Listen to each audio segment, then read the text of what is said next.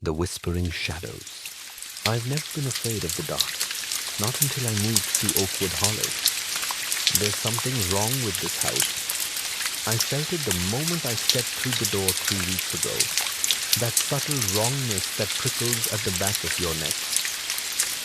Not enough to make you turn around and walk out, but enough to keep you from sleeping soundly at night. Perfect for a fresh start, the realtor had said, her smile too wide as she gestured to the high ceilings and restored hardwood floors. Such character in these old homes. They don't build them like this anymore. She was right about that. They don't build homes with hidden spaces between walls anymore. They don't build homes where shadows move when you're not looking. They don't build homes where the silence feels like it's listening to you. I moved in anyway. After what happened in Boston, after Sarah, I needed somewhere isolated, somewhere I could disappear into my writing and forget. The advance from my publisher wouldn't last forever, and this place, nestled at the edge of dense woods and miles from the nearest neighbor, was practically a steal. Price to sell, the realtor had explained, not quite meeting my eyes. Previous owner had to leave rather suddenly. I didn't ask questions then.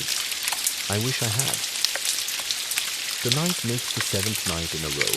I've woken up at exactly 3:17 a.m. My body rigid with a fear I can't explain.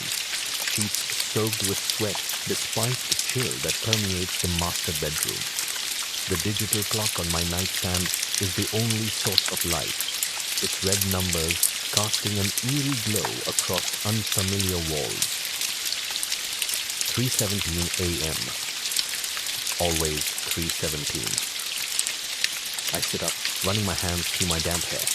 The house is quiet, too quiet. No creaking of old timber, no whisper of wind through the trees outside. Just a dense silence that feels like pressure against my eardrums. And then I hear it. A soft scraping sound, like fingernails against wood, coming from somewhere inside the walls. I tell myself it's nothing. Old houses settle, pipes expand and contract, mice find their way into the insulation. All perfectly logical explanations that do nothing to calm my racing heart. The sound stops, and I exhale slowly, unaware I'd been holding my breath. Then a whisper, so faint I almost convinced myself I imagined it. James. My name, breathed rather than spoken, seeming to come from everywhere and nowhere at once. No one calls me James anymore, not since Sarah. Everyone calls me Jim now. Everyone except the voice in the walls. I throw back the covers and stand, bare feet against cold floor. My hand fumbles for the lamp switch, but when I flip it, nothing happens. Power outage. No, the clock still glows red. 3:18 a.m. now. Hello? My voice sounds foreign in the darkness, small and uncertain. Silence answers me. Then that scraping again, moving now, traveling through the wall toward the hallway. I follow, heart hammering against my ribs, guided only by the dim moonlight filtering through half-drawn curtains. The hallway stretches before me, longer than I remember it being during daylight hours. At the far end, the door to the study, my writing room, stands slightly ajar. I know I closed it before going to bed. I always close it. As I approach, the door swings open wider on silent hinges. My laptop sits open on the desk, screen glowing blue in the darkness. I didn't leave it on. From where I stand in the doorway, I can see what's displayed on the screen. A blank document, save for 2 words, centered on the page. Find me. My fingers tremble as I reach for the light switch. This time, the overhead light flickers to life. revealing the room exactly as I left it. Almost. My framed photo of Sarah that I keep on the desk is turned face down. I cross the room and write the photograph. Sarah's smile bringing both comfort and pain as it always does. When I look back at the computer screen, the document is gone. Just my desktop background, a generic nature scene that came with the computer. I'm losing my mind, I say to the empty room. The house answers with a long, low creak, like something heavy shifting its weight. I should leave, pack a bag, and drive to the nearest motel until morning, when I can call the realtor and demand answers about this house's history that she so carefully avoided mentioning. But something holds me here. Curiosity, stubbornness, or something else I can't name. Instead, I sit at the desk and open a new document. My fingers hover over the keyboard for a moment before I begin to type. There's something wrong with this house. The words appear on the screen, black against white, solid and real. This is what I do. I'm a writer. I take the intangible, the emotional, the terrifying, and I make it concrete with words. I can control this. I continue typing, describing everything that's happened since I moved in. The constant sense of being watched, the cold spots that move from room to room, the dreams of corridors that don't exist, and doors that shouldn't be opened. As I type, the temperature in the room drops. My breath fogs in front of my face.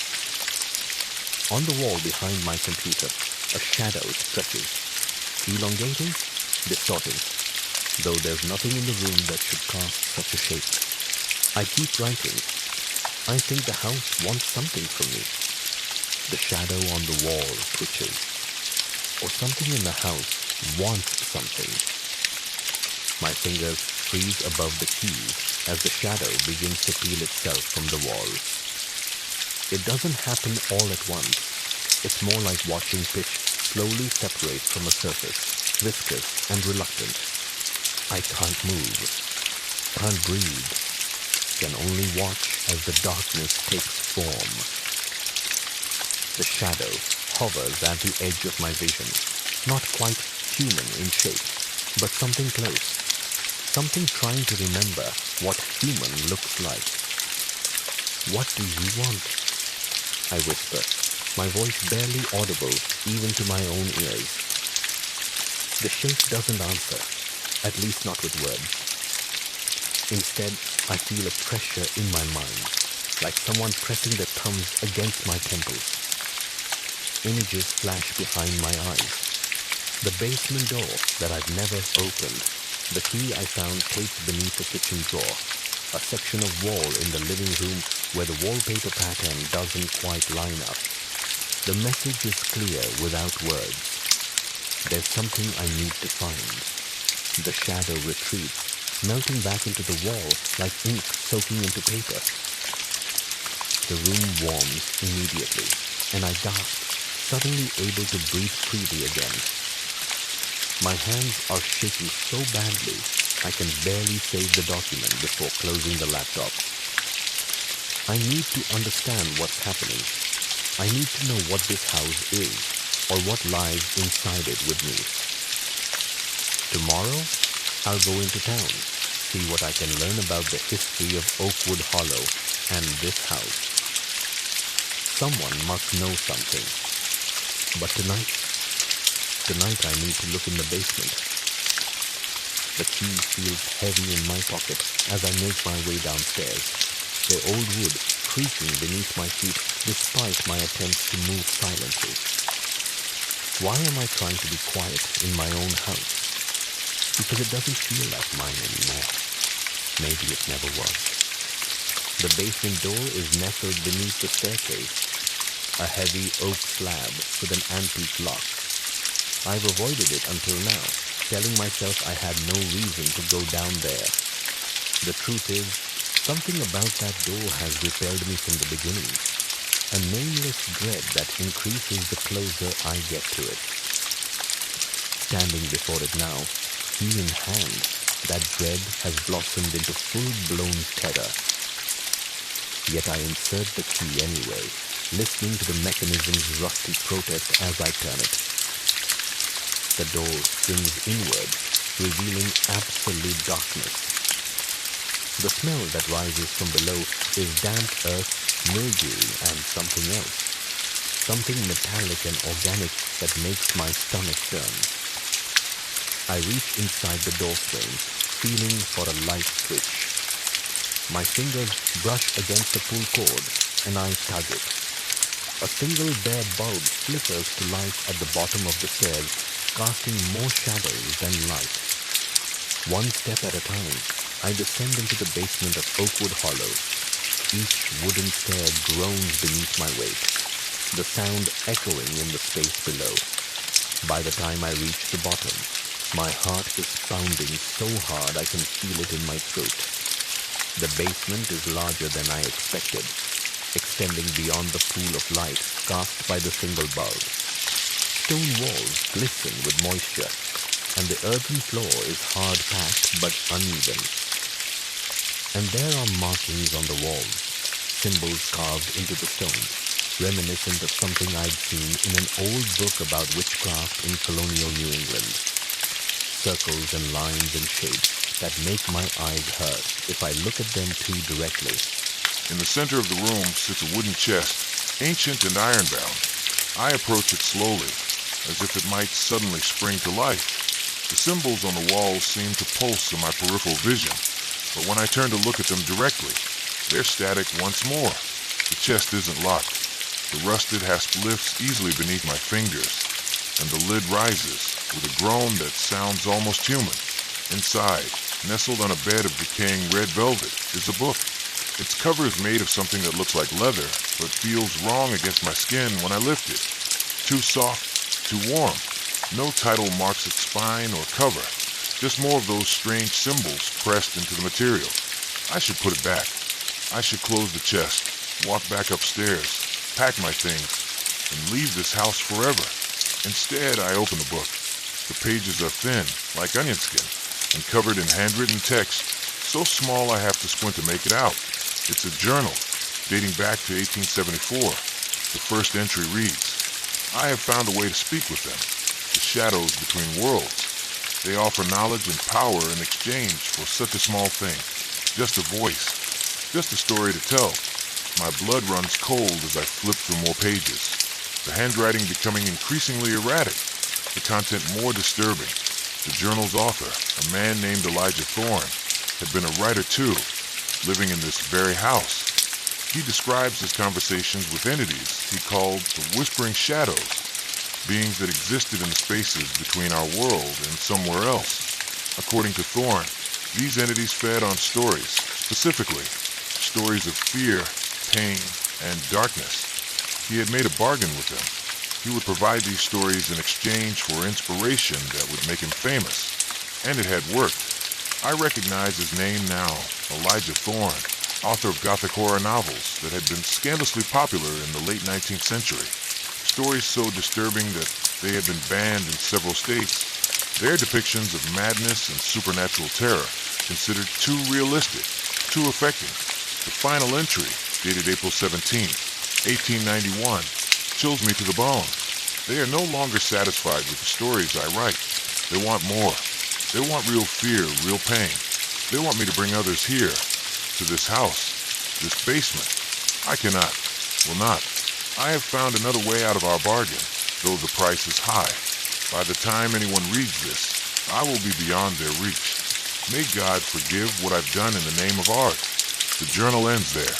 I close it gently, my mind racing.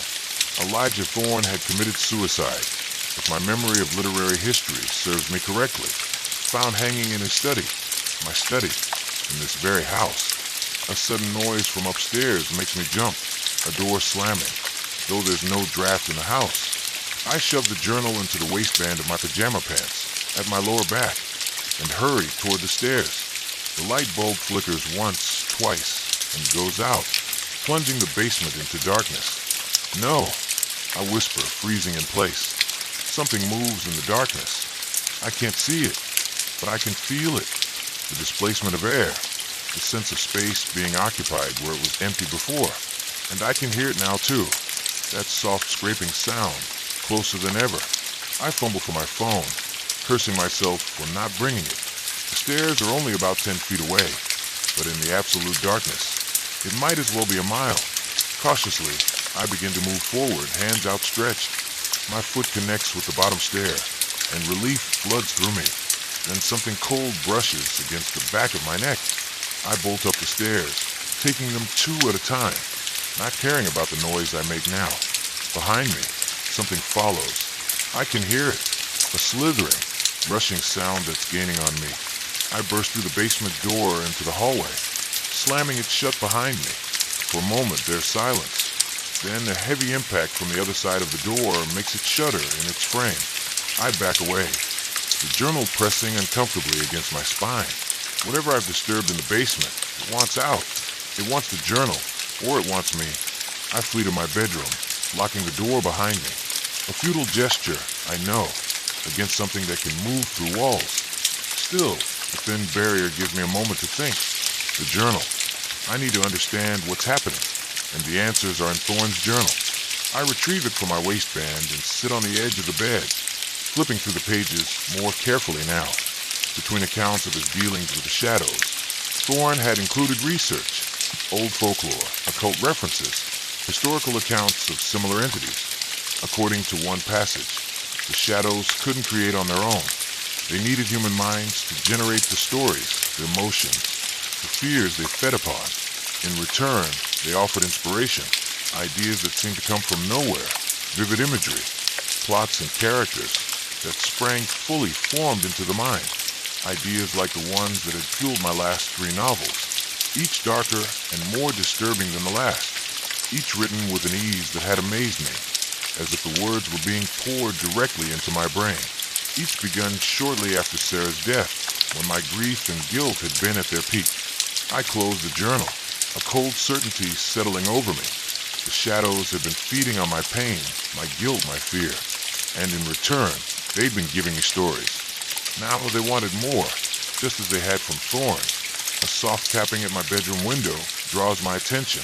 I look up to see a branch scratching against the glass, moved by a wind that hasn't been blowing all night. Except it's not a branch. It's a hand, its fingers elongated and twisted, more shadow than substance, but unmistakably reaching for me. I back away from the window as the tapping becomes more insistent, the glass beginning to frost over from the cold emanating from the thing outside. I need to leave this house now before. A voice whispers directly into my ear, though I'm alone in the room. We have been waiting for you, James. A new storyteller, a new voice. I whirl around, but there's nothing there. Nothing I can see, at least. But I can feel it. A presence that makes the air thick and difficult to breathe. What do you want from me? I ask, my voice steadier than I feel. The same thing we wanted from Elijah. The voice replies, seeming to come from everywhere now. Stories, fear, pain, yours and others. You will write for us, and we will make you famous beyond your dreams. I think of my struggling career, the acclaim my darker works have received, the way words flow when I write late at night in this house. It would be so easy to say yes, but I think of Elijah Thorne too, and how his bargain ended. And if I refuse, the temperature in the room plummets. The shadows in the corners deepen and begin to move, coalescing into forms that hurt my eyes to look at directly. Then we will take what we need anyway. The voice says, no longer a whisper but a chorus of voices, discordant and hungry. Your fear will feed us for a time. Then we will find another. I clutch the journal tighter, mind racing. There must be a way out of this. Something Thorne discovered too late. Outside my window, more shadows gather, pressing against the glass. The hand-like appendage has been joined by others, all scratching, tapping, seeking entry. The door to my bedroom begins to rattle in its frame, though there's no draft in the house. The shadows want in. They want me. I back into the corner of the room, journal clutched to my chest like a shield. My breath comes in short gasps, visible in the frigid air. The shadows continued to mass at my window, the glass beginning to crack under the pressure of their attention. In that moment, with fear turning my blood to ice, I make my decision. If they want stories, I'll give them stories, but on my terms. I lunge for my laptop on the bedside table, opening it with trembling hands. The screen illuminates my fear-struck face as I open a new document and begin to type. The shadows want stories, I write. Stories of fear and pain and darkness. But what they don't understand is that stories have power. Words have power. And I am very, very good with words. As I type, the pressure in the room seems to ease slightly. The shadows pause in their advance, as if curious. This is a story about shadows that thought they could control the storyteller. They didn't understand the fundamental truth. In any story, the author is God. The temperature in the room begins to rise as I continue to write, my fingers flying over the keys. I'm not sure what I'm doing exactly, but something tells me I'm on the right track. The shadows are feeding on my words, but they're also bound by them. They need me to tell their story. So I will tell it, but I will be the one who decides how it ends. I write through the night, the shadows receding as dawn approaches. By the time the first light of morning filters through my window, I have the beginning of something. Not just a novel, but perhaps a way out. The journal of Elijah Thorne sits beside me, a grim reminder of what happens when you lose control of a story. I won't make the same mistake. As sunlight fills my room, I finally allow myself to close my laptop and breathe. The shadows are gone for now. They will return with the night, hungry for more of my words, my fear. But I'll be ready. I understand the rules of engagement now. I am in a battle of words with the whispering shadows, and I intend to win. I place Thorne's journal in my desk drawer and lock it. There's research to be done, preparations to make. Tonight, when the shadows return, the real story will begin. As I move through the house in the daylight, it seems almost normal, just an old, creaky home with too many empty rooms, and a history I'm only beginning to uncover. But I know better now. I know what waits in the spaces between walls, in the darkness beneath the basement stairs, in the shadows that grow too long as the sun sets. I know and I am afraid, but I am also determined. I will write my way out of Oakwood Hollow, or I will join Elijah Thorne in whatever fate awaits those who fail. Either way, it will be one hell of a story that as the day progresses. I find myself drawn back to my study. The room feels different in daylight, almost normal, except for the lingering cold spot near the eastern wall. I run my fingers along the wallpaper there, feeling for irregularities. The pattern, faded roses against a burgundy background, seems to shift beneath my touch, the flowers momentarily resembling open mouths before settling back into familiar shapes. I pull my hand away quickly. My phone buzzes in my pocket, my agent, Catherine, calling for the third time this week. I've been avoiding her since I moved here, making excuses about poor reception, not entirely untrue, and needing space to work on the new novel, definitely true, though not in the way she imagines. Jim, finally, she says when I answer, her voice sharp with concern. I was about to send a search party. How's the isolation treating you? It's productive, I reply, glancing at my laptop. The document I'd written during the night is still open, pages of frantic prose detailing my encounter with the shadows. Not exactly the psychological thriller about a missing child that I'd promised her, but writing nonetheless. Good. The publisher's breathing down my neck. It's been almost a year since Sarah. I finished for her. I know. The silence stretches between us, heavy with unspoken words. Catherine had been the one to identify Sarah's body after I'd found her in our apartment. She'd handled the press, police questions, speculation. She knows better than anyone what I'm running from. Just checking in, she says finally, her voice softened out. The deadline's still 4 months out, but maybe send me some pages soon. Let me know you're actually writing and not just hiding. I will. It's not exactly a lie. I am writing, just not what anyone expects. After hanging up, I turn my attention to research. My laptop connects to the surprisingly decent rural internet, and I begin searching for information about Elijah Thorne and Oakwood Hollow. The historical records are sparse. Oakwood Hollow was founded in 1793, a small logging community that never quite prospered. The town's population has hovered around 500 for the past century, with occasional dips during economic downturns or after what local news articles cryptically refer to as the incidents. Elijah Thorne arrived in 1870, already a moderately successful author of sensationalist Gothic tales. He purchased the house, my house, and largely kept to himself, emerging only to mail manuscripts to his publisher in Boston. His works from this period gained notoriety for their disturbing imagery and themes of possession, cosmic horror, and psychological deterioration. His suicide in 1891 made national headlines, not just for the gruesome nature of his death, but because of the manuscript found beside his body, a novel so disturbing that his publisher refused to print it. According to one account, the single editor who read it in its entirety suffered a nervous breakdown and was institutionalized for the remainder of his life, reportedly speaking only in fragments of verse that matched passages from Thorne's unpublished work. The manuscript itself was allegedly burned, though rumors persist that copies exist in private collections. After Thorne's death, the house changed hands numerous times, never occupied for more than a few years by any single owner. There are gaps in the records, periods where the house simply doesn't appear in any documentation, as if it ceased to exist before suddenly reappearing in property tax records decades later. Most telling is the pattern of disappearances and deaths associated with the property. Nothing directly provable, nothing that would require real estate disclosure, but there nonetheless. A through line of tragedy stretching from Thorne's day to the present. The most recent owner before me, a Dr. Elizabeth Chun, had been a folklorist studying local legends about hungry shadows when she abruptly abandoned both her research and the house 8 months ago. Current whereabouts unknown.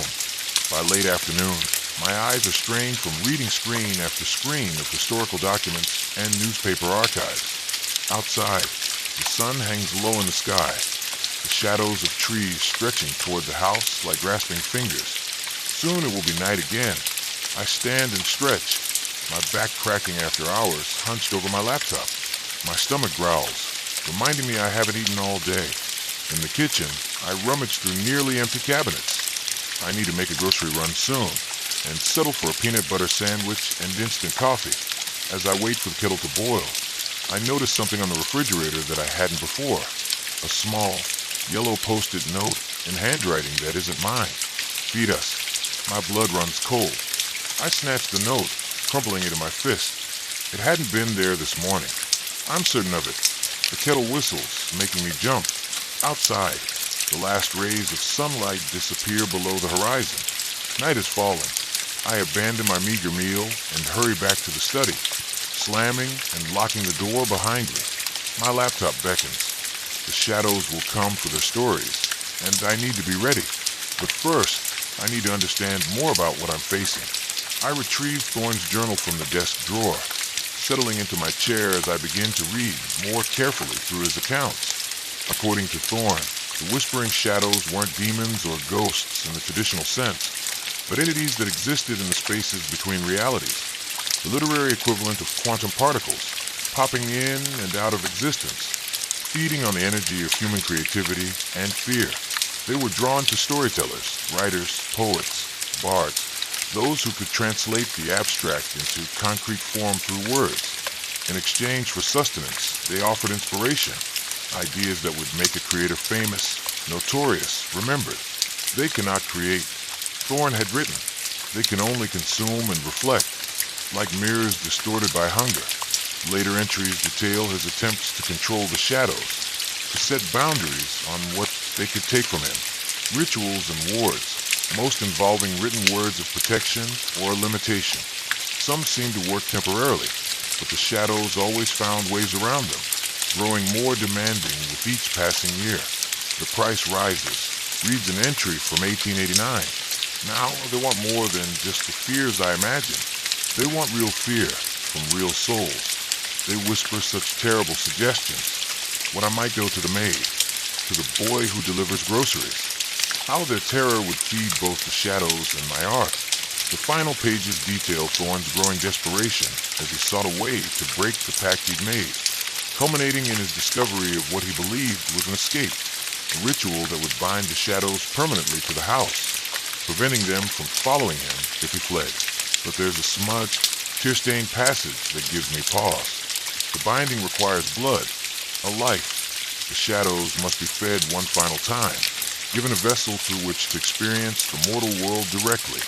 Then they will be anchored to this place, able to reach only those who willingly enter and open themselves to inspiration. Thorne's suicide wasn't an escape, it was a sacrifice. He had given himself to the shadows, becoming a vessel that bound him to the house. But the binding wasn't permanent. It needed to be renewed, fed with new fear and new stories. That's what they want from me. The realization makes me dizzy with terror and perverse kind of validation. My success these past years hadn't been just talent or hard work. The shadows had been feeding me ideas, making my name, preparing me for this moment. Outside my study window, darkness has fully fallen. The woods beyond the house are invisible now, swallowed by a night that seems deeper, more absolute than natural darkness should be. My laptop screen glows invitingly. I open a new document, fingers hovering over the keys. I could give them what they want. Write the stories they hunger for, accept their inspiration, become famous beyond my wildest dreams. All it would cost is my soul, and eventually my life. Or I could fight, use Thorne's research, find a way to banish them or escape them entirely. A third option forms in my mind, dangerous but potentially effective. I could try to control them, use them without being used up, set boundaries, establish rules for our exchange. The air in the study grows cold enough that I can see my breath. In the corner of my eye, shadows begin to gather, pooling like liquid darkness before rising into vaguely humanoid shapes. Choose, they whisper, their voices like paper tearing. I start typing. Once there was a house that hungered, and the things that lived in its walls hungered too.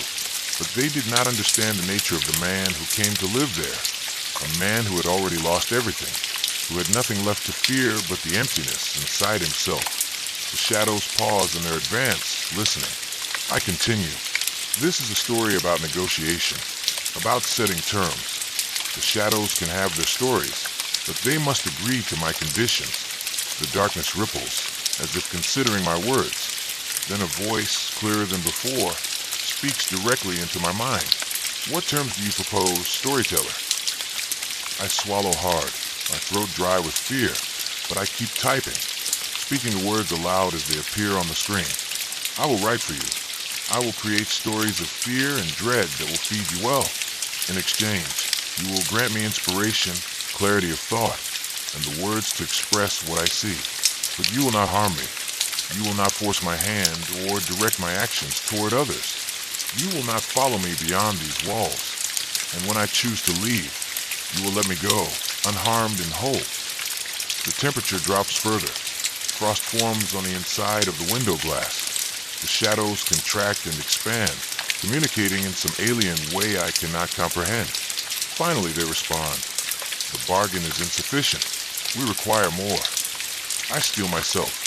What more do you want? Others. Bring others here. Let us taste their fear as well. No. My refusal is immediate and firm. I won't lure innocent people here to feed you. That's my line. The shadows grow agitated, swirling around the room like a slow-motion tornado of darkness. Books fall from shelves, papers scatter, the light flickers. Then you must provide enough yourself. Your fear, your pain, your darkest thoughts given form, and you may not leave for the duration of our agreement. How long? 1 year. 1 book. If it feeds us well, you may go. I consider their offer. A year in this house, writing a novel of horror under the direct influence of the shadows. It's a dangerous proposition. Thorne hadn't lasted. But then, Thorne hadn't understood what he was dealing with from the beginning. I have the advantage of his research, his failures, and I have nothing else to lose. No one waiting for me. Nothing but memories I'd rather forget. I agree with one addition, I say, surprising myself with the steadiness of my voice. You will protect me from physical harm while I am here. No accidents, no convenient deaths that would bind me here permanently like Thorne. The shadows confer again. their movements creating patterns that hurt my eyes to follow. Then, as one, they flow toward me, not aggressively, but with purpose. A tendril of darkness extends toward my hand. Instinctively, I pull back. Blood seals the bargain, they whisper, as it always has. With trembling fingers, I reach for the letter opener on my desk, a gift from Sarah years ago. Its silver handle shaped like a raven in flight. I press the tip against my palm and slice, wincing at the sharp pain. Blood wells up, bright red against my pale skin. The shadow tendril touches it, and I gasp as a cold like nothing I've ever felt shoots up my arm, into my chest, spreading through my entire body in an instant. For a moment, I see through the shadow's perception. The world is layers of emotion rather than physical matter. Human minds glowing with the energy of fear and creativity and pain. I see myself as they see me. A bright flame of potential narrative, a feast waiting to be consumed. I see the house, bound with strands of dark energy. A perfect trap for minds like mine. Then the connection breaks, and I'm back in my body, gasping and shivering as the shadows retreat to the corners of the room. 1 year, they whisper. 1 book. Begin. And so I do. My fingers fly across the keyboard with a speed and certainty I've never experienced before. Words pour out of me, not my conscious thoughts, but something deeper, darker, truer than anything I've written before. I write through the night, unaware of time passing until the first gray light of dawn seeps through the window. Only then do the shadows recede completely, and the inspiration ebbs enough for me to feel the physical demands of my body. Hunger, thirst, exhaustion. I save my works, nearly 50 pages of manuscript, more than I'd normally produce in a week, and stumble to the kitchen for water and whatever food I can find. As I pass the hallway mirror, I catch a glimpse of my reflection and stop cold. My eyes are different, the iris is darker, with flecks of moving shadow visible in their depths. There's a pallor to my skin that wasn't there yesterday, and my face seems subtly altered, as if something else is looking out through my features. What have I done? I whisper to my reflection. It smiles back at me with my mouth, but not my will. The days begin to blur together after that. I write constantly, sleeping only when my body collapses from exhaustion, eating mechanically when I remember to.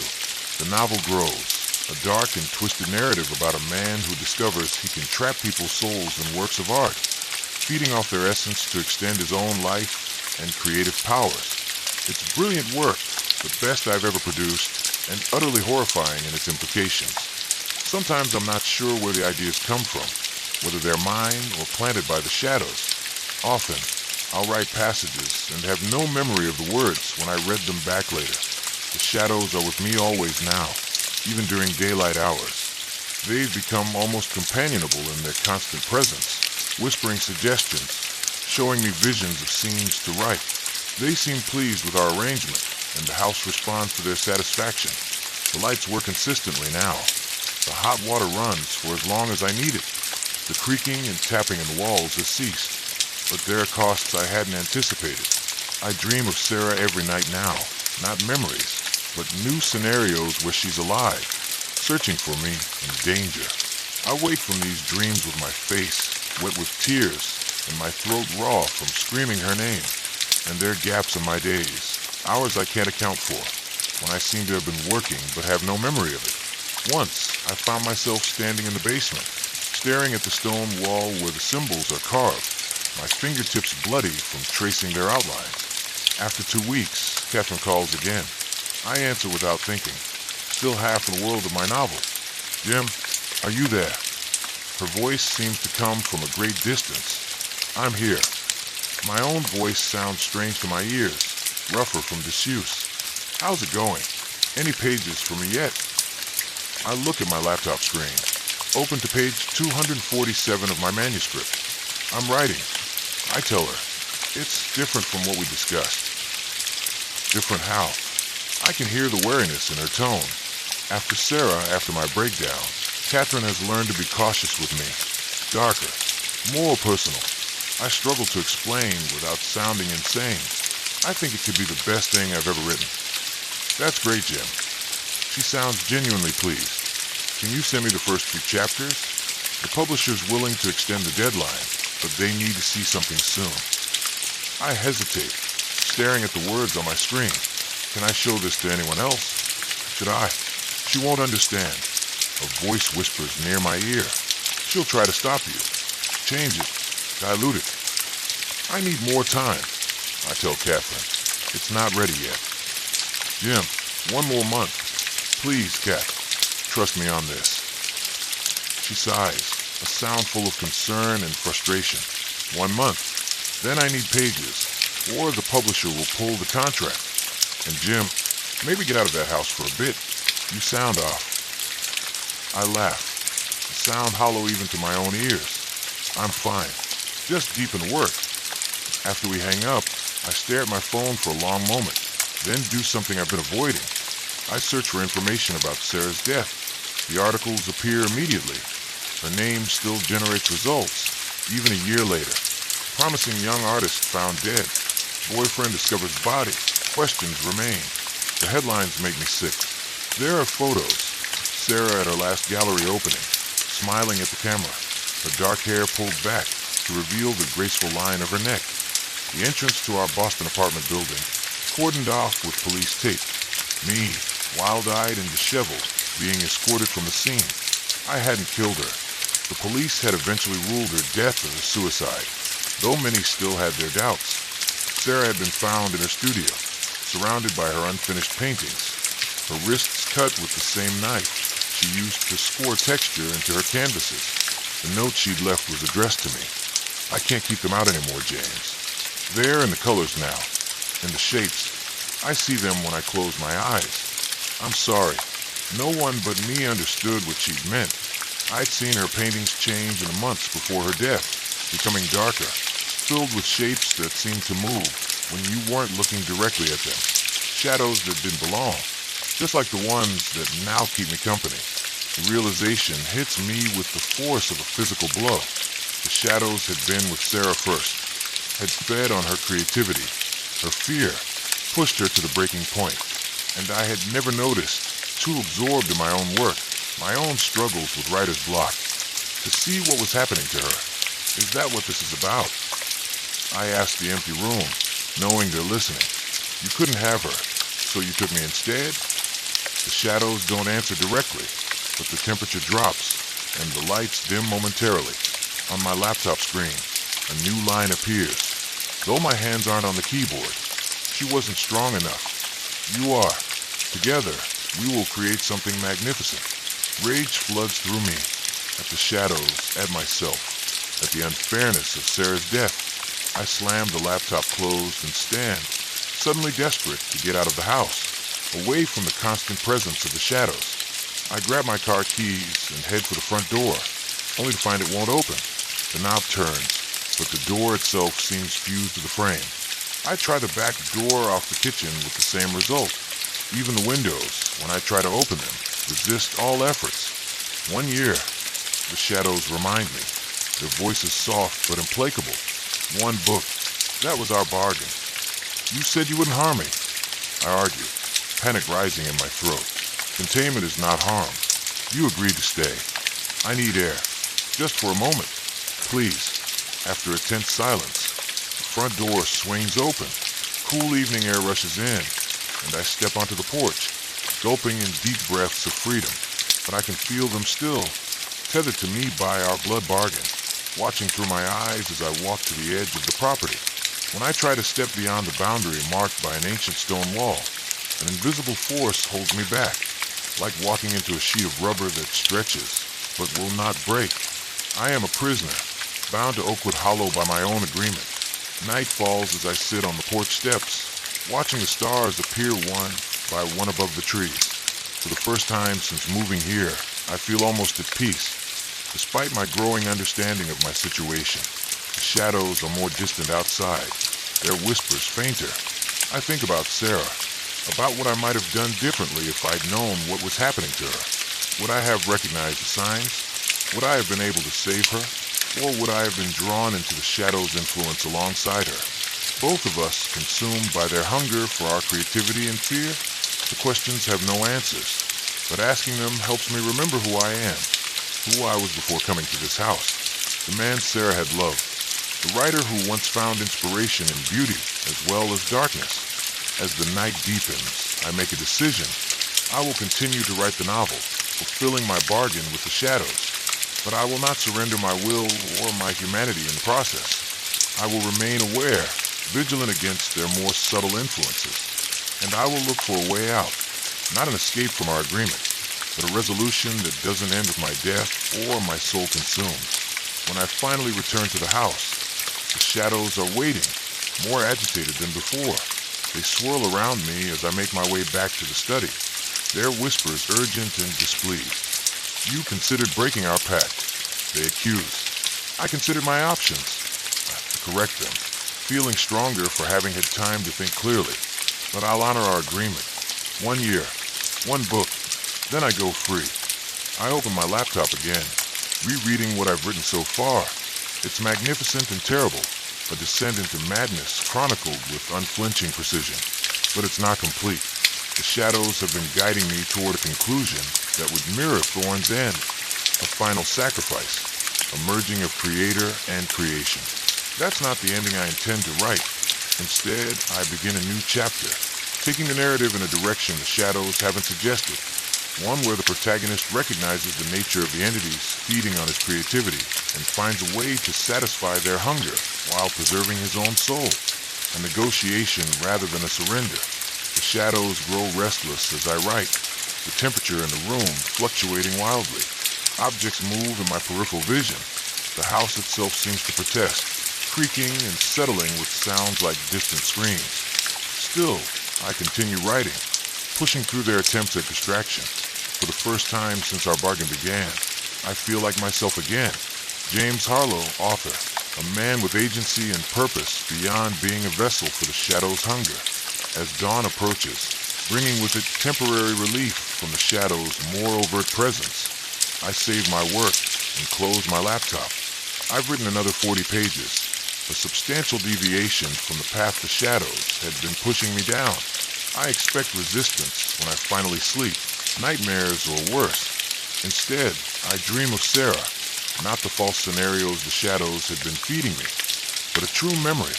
The two of us in her studio, sunlight streaming through the tall windows, Sarah laughing as she dabbed paint on the tip of my nose. "You think too much," she tells me in the dream, her eyes bright with life and love.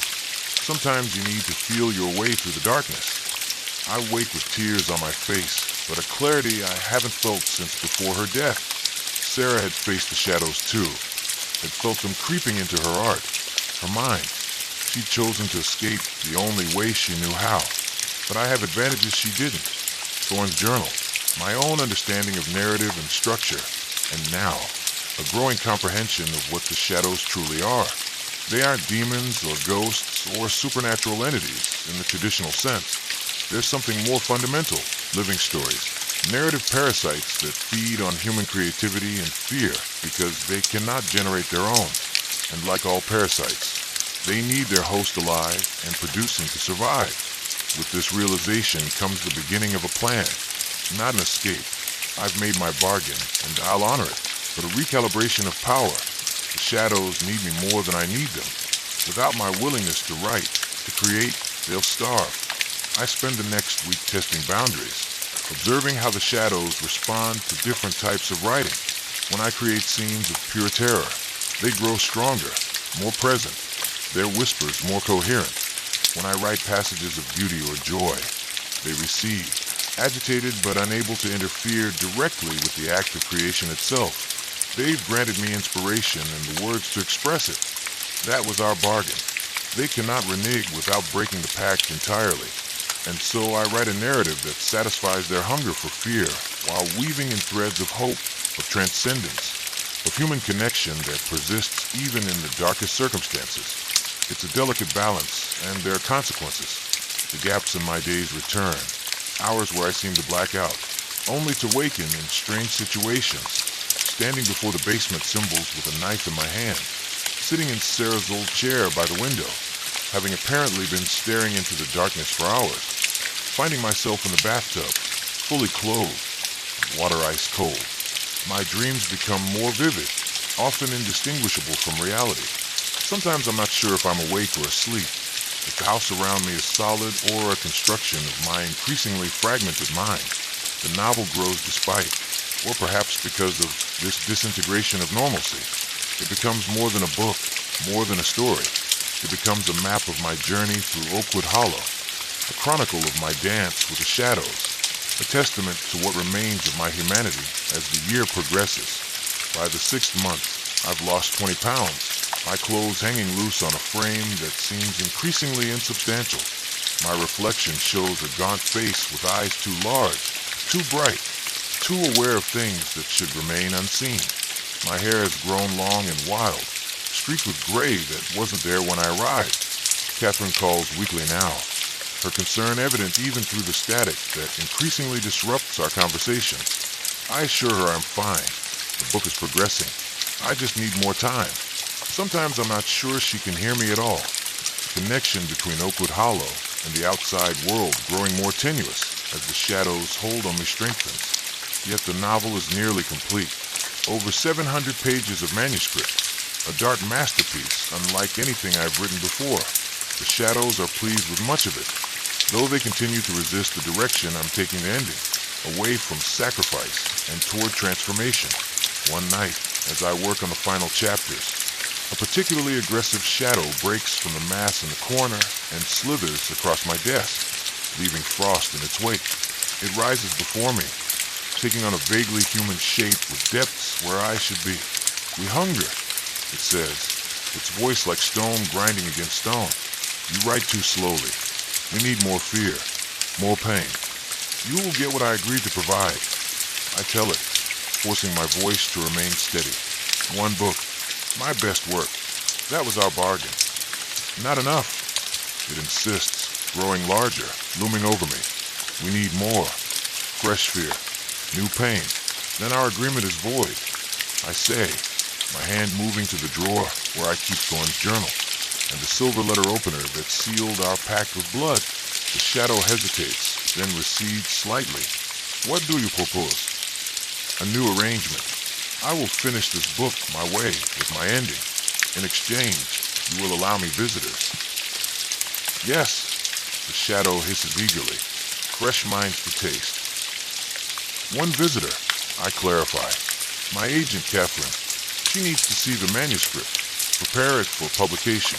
That's how the outside world works. Without her, all of this, I gesture to the manuscript, remains unknown, unread, unfelt by anyone but me. The shadows confer, their movements creating patterns that make my vision blur and my stomach lurch. Finally, they agree. One visitor. Briefly, the book must be completed first. I'll finish it tonight, I promise. And Ito, the words flow as if they've been waiting for this moment, this final surrendering of the story to the page. The ending emerges not as the shadows expected, not a descent into madness and death, but as a transcendence of fear itself. In my novel, the protagonist doesn't defeat the soul-stealing artist by killing him or by sacrificing himself. Instead, he recognizes the nature of fear, how it feeds on itself, how it transforms perception, how it can be channeled into creation rather than destruction. The final scene shows him walking away from the house that had imprisoned him, carrying the weight of his experiences, but not consumed by them. Changed, scarred, but fundamentally himself. As I type the last words, the shadows swirl around me in a frenzy of emotion I can't fully comprehend. Anger, hunger, a strange kind of respect, and something almost like fear of their own. I save the document, make a backup copy, and email the entire manuscript to Catherine before the shadows can interfere. The message is brief. It's done. I need you to come to Oakwood Hollow to discuss it. Tomorrow if possible. Don't call. Reception is terrible. Just come. The shadows are displeased with this efficiency, this preemptive action, but our bargain required only that the book be completed before any visitor arrived. I've fulfilled my part. Now they must fulfill theirs. Catherine arrives the next afternoon, her sleek black car looking out of place in the overgrown driveway of Oakwood Hollow. I watch from the study window as she steps out, her expression wary as she takes in the looming Victorian structure with its peeling paint and sagging porch. I've bathed and changed into clean clothes for the first time in weeks, trimmed my beard, tied back my too long hair. Still, when I catch my reflection in the hallway mirror on my way to greet her, I barely recognize myself. My eyes have changed the most, darker, with that shifting quality that makes it seem like something else is looking out through them. Will Catherine notice? Will she see what's happening to me in this house? The shadows have receded for now, granting me this meeting as agreed, but I can feel them watching, listening, hungry for the fear and discomfort that radiates from my agent as she steps into the house. "My God, Jim," she says when she sees me, her professional composure slipping. "What's happened to you?" "I've been writing," I tell her, the half-truth coming easily to my lips. "Come in. I have coffee." She follows me to the kitchen, her gaze darting around the house, taking in the signs of neglect, the odd arrangements of furniture, the symbols I've begun carving into door frames and window sills. Protective wards gleamed from Thorne's journal. "I read the manuscript," she says as I hand her a mug of coffee that I prepared with shaking hands. "It's disturbing, Jim. Brilliant, but deeply disturbing. Nothing like what the publisher was expecting." "But it's good," I pressed. "Better than anything I've written before." She nods slowly. "It's exceptional. That's what worries me. It's so different from your previous work. So much darker, more intimate." She hesitates, then asks directly, "Are you okay, Jim? Really okay?" For a moment, I consider telling her everything about the shadows, the bargain, Sarah's connection to it all. The words rise in my throat, desperate to be spoken, but the kitchen grows suddenly cold, and I catch movement in the dark corner behind Catherine, a warning. "I'm fine," I lie, "just immersed in the work. You know how I get." She doesn't believe me. I can see it in her eyes, but she doesn't press further. Instead, she opens her briefcase and removes a contract. The publisher wants it. They're offering an advance for a 2-book deal. 2 books. My heart sinks. I've promised the shadows 1 book, fulfilled that promise. A second would mean extending my stay at Oakwood Hollow, deepening my connection to the shadows. It's a generous offer, Jim, especially given how different this is from what they were expecting. She slides the contract across the table, along with a pen. Behind her, the shadows have begun to take more distinct forms. Human-like figures with elongated limbs and features that shift and blur. They reach toward Catherine with tendrils of darkness, not touching her, but tasting the air around her, feeding on the unease she's trying to hide. I need to get her out of here before the shadows decide our bargain allows them more than just her presence. "I'll sign," I say, scrawling my signature quickly across the indicated lines. But it's just the 1 book for now. I need time before I start another. Of course, she takes the contract, relief evident in her posture. "Take some time off. Maybe come back to Boston for a while. Your apartment is still there. I've been having it cleaned monthly." The thought of leaving Oakwood Hollow, even temporarily, sends a surge of longing through me so intense it's almost painful. To sleep without the whispers, to write without the constant presence looking over my shoulder. I can't, I say, the words feeling torn from me. Not yet. I need to stay here a while longer. Catherine's face falls, but she nods. "At least get your phone fixed, or install a landline. I've been worried sick." "I will," I promise, though we both know it's likely another lie. As I walk her to the door, the shadows follow, growing bolder in their manifestations. The house itself seems to resist her departure, the front door sticking, the porch steps creaking ominously beneath her feet. "Jim," she says before getting into her car. That ending, the one where he walks away from the house, he does make it out, right? That's not just in his mind. He's really free. I stare at her, wondering how much she's intuited about my situation, about the parallels between my novel and my reality. That's up to the reader to decide. I tell her, the writer's eternal escape clause. She shakes her head, clearly dissatisfied with my answer, but gets into her car. As she drives away, I feel a pang of loss so acute it nearly doubles me over. Catherine was my connection to the outside world, to normalcy, to a life before Oakwood Hollow and the shadows. And now she's gone, taking with her my manuscript. my bargain with the shadows made manifest in words, and leaving me alone with the entities that have become my constant companions. Back inside the house, the shadows are waiting, more solid and numerous than before, as if Catherine's visit has strengthened them somehow. She carries fear with her. One observes, its voice like dead leaves rustling. For you, delicious. Our bargain is nearly complete, I remind them, making my way back to the study. The book is finished, being published. In 6 more months, I'll have fulfilled my year. You think we will let you go so easily? Another shadow, larger than the rest, separates from the mass. You are ours now, James Harlow, as Thorn was ours, as Sarah would have been, had she been stronger. The mention of Sarah's name sends a shock of anger through me. Sarah was never yours, and neither am I. We had an agreement. Agreements change, the shadow says dismissively. You have seen what we can offer you. The power of your words now, the clarity of vision. Would you really return to your small, blind existence after experiencing what we can give you? It's tempting. God help me, it's tempting. The writing I've done under their influence has been transcendent, beyond anything I thought myself capable of creating. To give that up, to return to the struggle of ordinary inspiration. But I think of Sarah, of her final note, of Thorn's journal and his desperate attempt to contain the shadows, of my own dwindling sense of self as the months have progressed. Yes, I say firmly, I will. The shadow seems to smile, though it has no face to speak of. We shall see. The final months of my bargain are a war of attrition.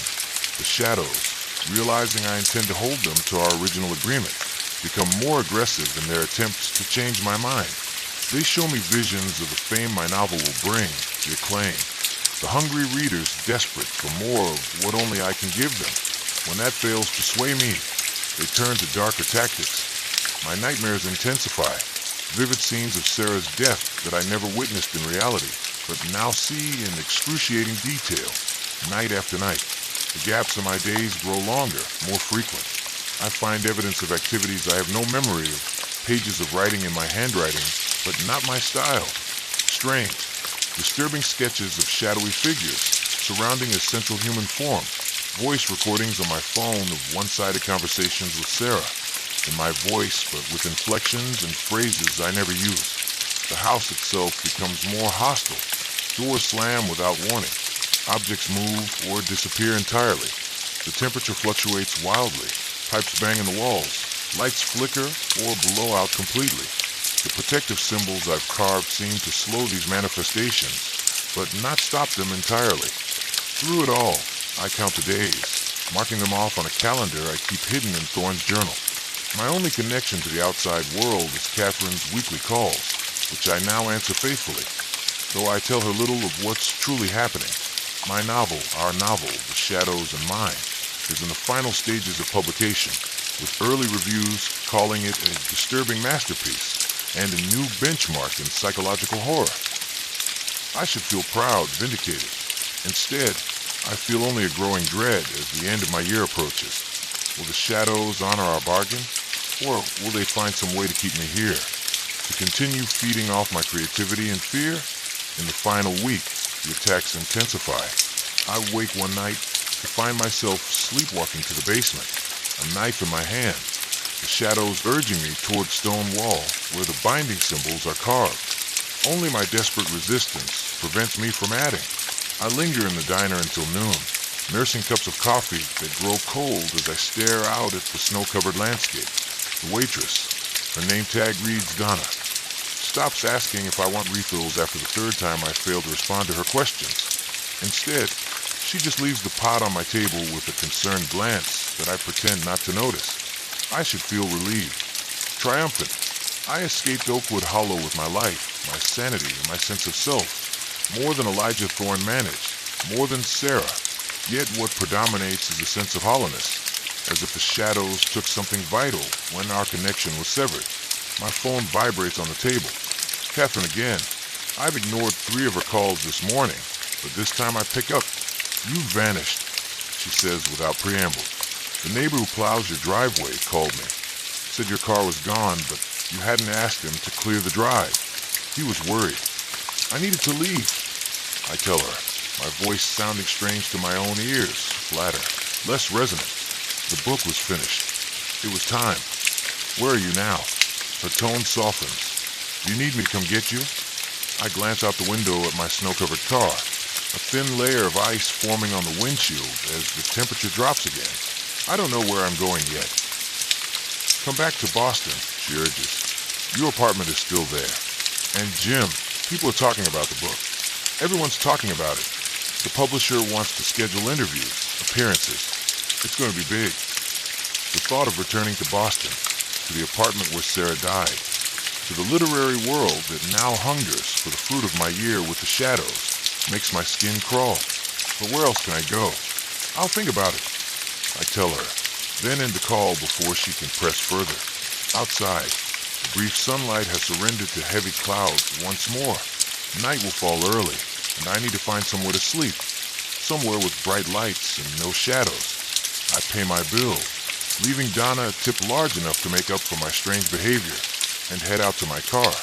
As I brush snow from the windshield, I catch my reflection in the glass, gaunt, hollow-eyed, my hair still too long and streaked with gray. I look like a man who has been through war or serious illness. In a way, I suppose that's true. The small motel I find 20 miles down the highway is exactly what I need. Anonymous, brightly lit, with a room where I can keep every light burning through the night.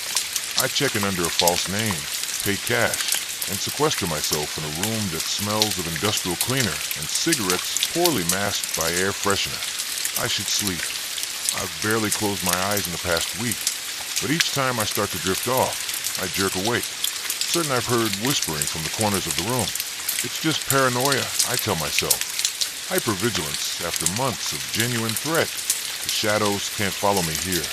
They're bound to Oakwood Hollow by forces older and deeper than I fully understand. Still, I keep the lights on. Around 3 a.m., I give up on sleep and open my laptop. There are more emails from Catherine, from the publisher, from journalists seeking interviews about my groundbreaking novel. I ignore them all and instead open a blank document. My fingers hover over the keys, uncertain. What happens now? Can I still write without the shadow's influence? Do I want to? Tentatively, I begin to type. The man sat in a motel room, surrounded by harsh fluorescent light, afraid of what might lurk in darkness. He had escaped one prison only to find himself in another. The prison of fear, of memory, of doubt. The words come slowly, painfully.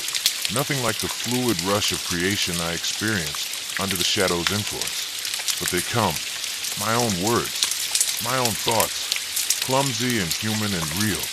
I write until dawn, filling page after page with an account of my first day of freedom. It's not horror, not exactly. It's something more personal, more raw. A story about surviving darkness rather than being consumed by it. When I finally stop, exhausted but somehow lighter, I realize I've made my decision. I can't go back to Boston, to my old life, as if nothing has changed. I can't let the publisher parade me around to promote a book born of my dance with the shadows. But I can't simply disappear either. I need to understand what happened to me. What happened to Sarah? What's been happening in Oakwood Hollow for generations? I need answers. After a few hours of fitful sleep, I check out of the motel and point my car south. Not toward Boston, but toward the university where Dr. Elizabeth Chun, the folklorist who'd lived in Oakwood Hollow before me, had taught before her disappearance. If anyone might have answers about the shadows, it would be her. And if she truly had vanished, perhaps her research remained. Notes, journals, academic papers that might help me make sense of my experience. The drive takes most of the day, the landscape changing from snow-covered forests to rain-slick highways. As I travel south, by evening, I reach the campus of Miskatonic University, its Gothic architecture looming against the twilight sky. The anthropology department is housed in an older building on the north side of campus. At this hour, most offices are closed, but light spills from beneath a few doors. I knock on one labeled department chair, Dr. Marcus Holbrook. "Come in," calls a distracted voice. I enter to find a middle-aged man with a salt and pepper beard, hunched over a desk covered in papers. He glances up, irritation giving way to puzzlement as he takes in my disheveled appearance.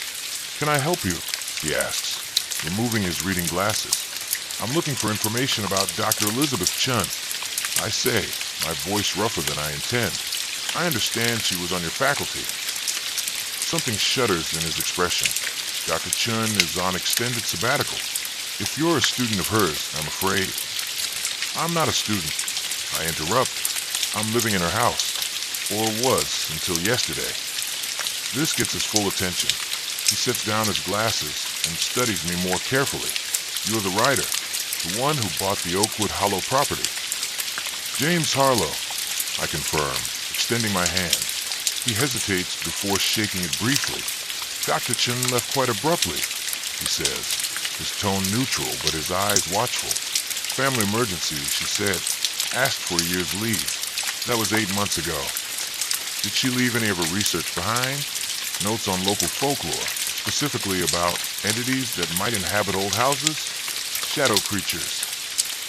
Dr. Holbrook's expression doesn't change, but something in his posture shifts, a slight tension that wasn't there before. "Why do you want to know?" I hesitate, unsure how much to reveal. This man is a scholar, presumably rational and skeptical. If I tell him I've spent a year in conversation with shadow entities that fed on my creativity and fear, he'll likely call campus security or suggest psychiatric help.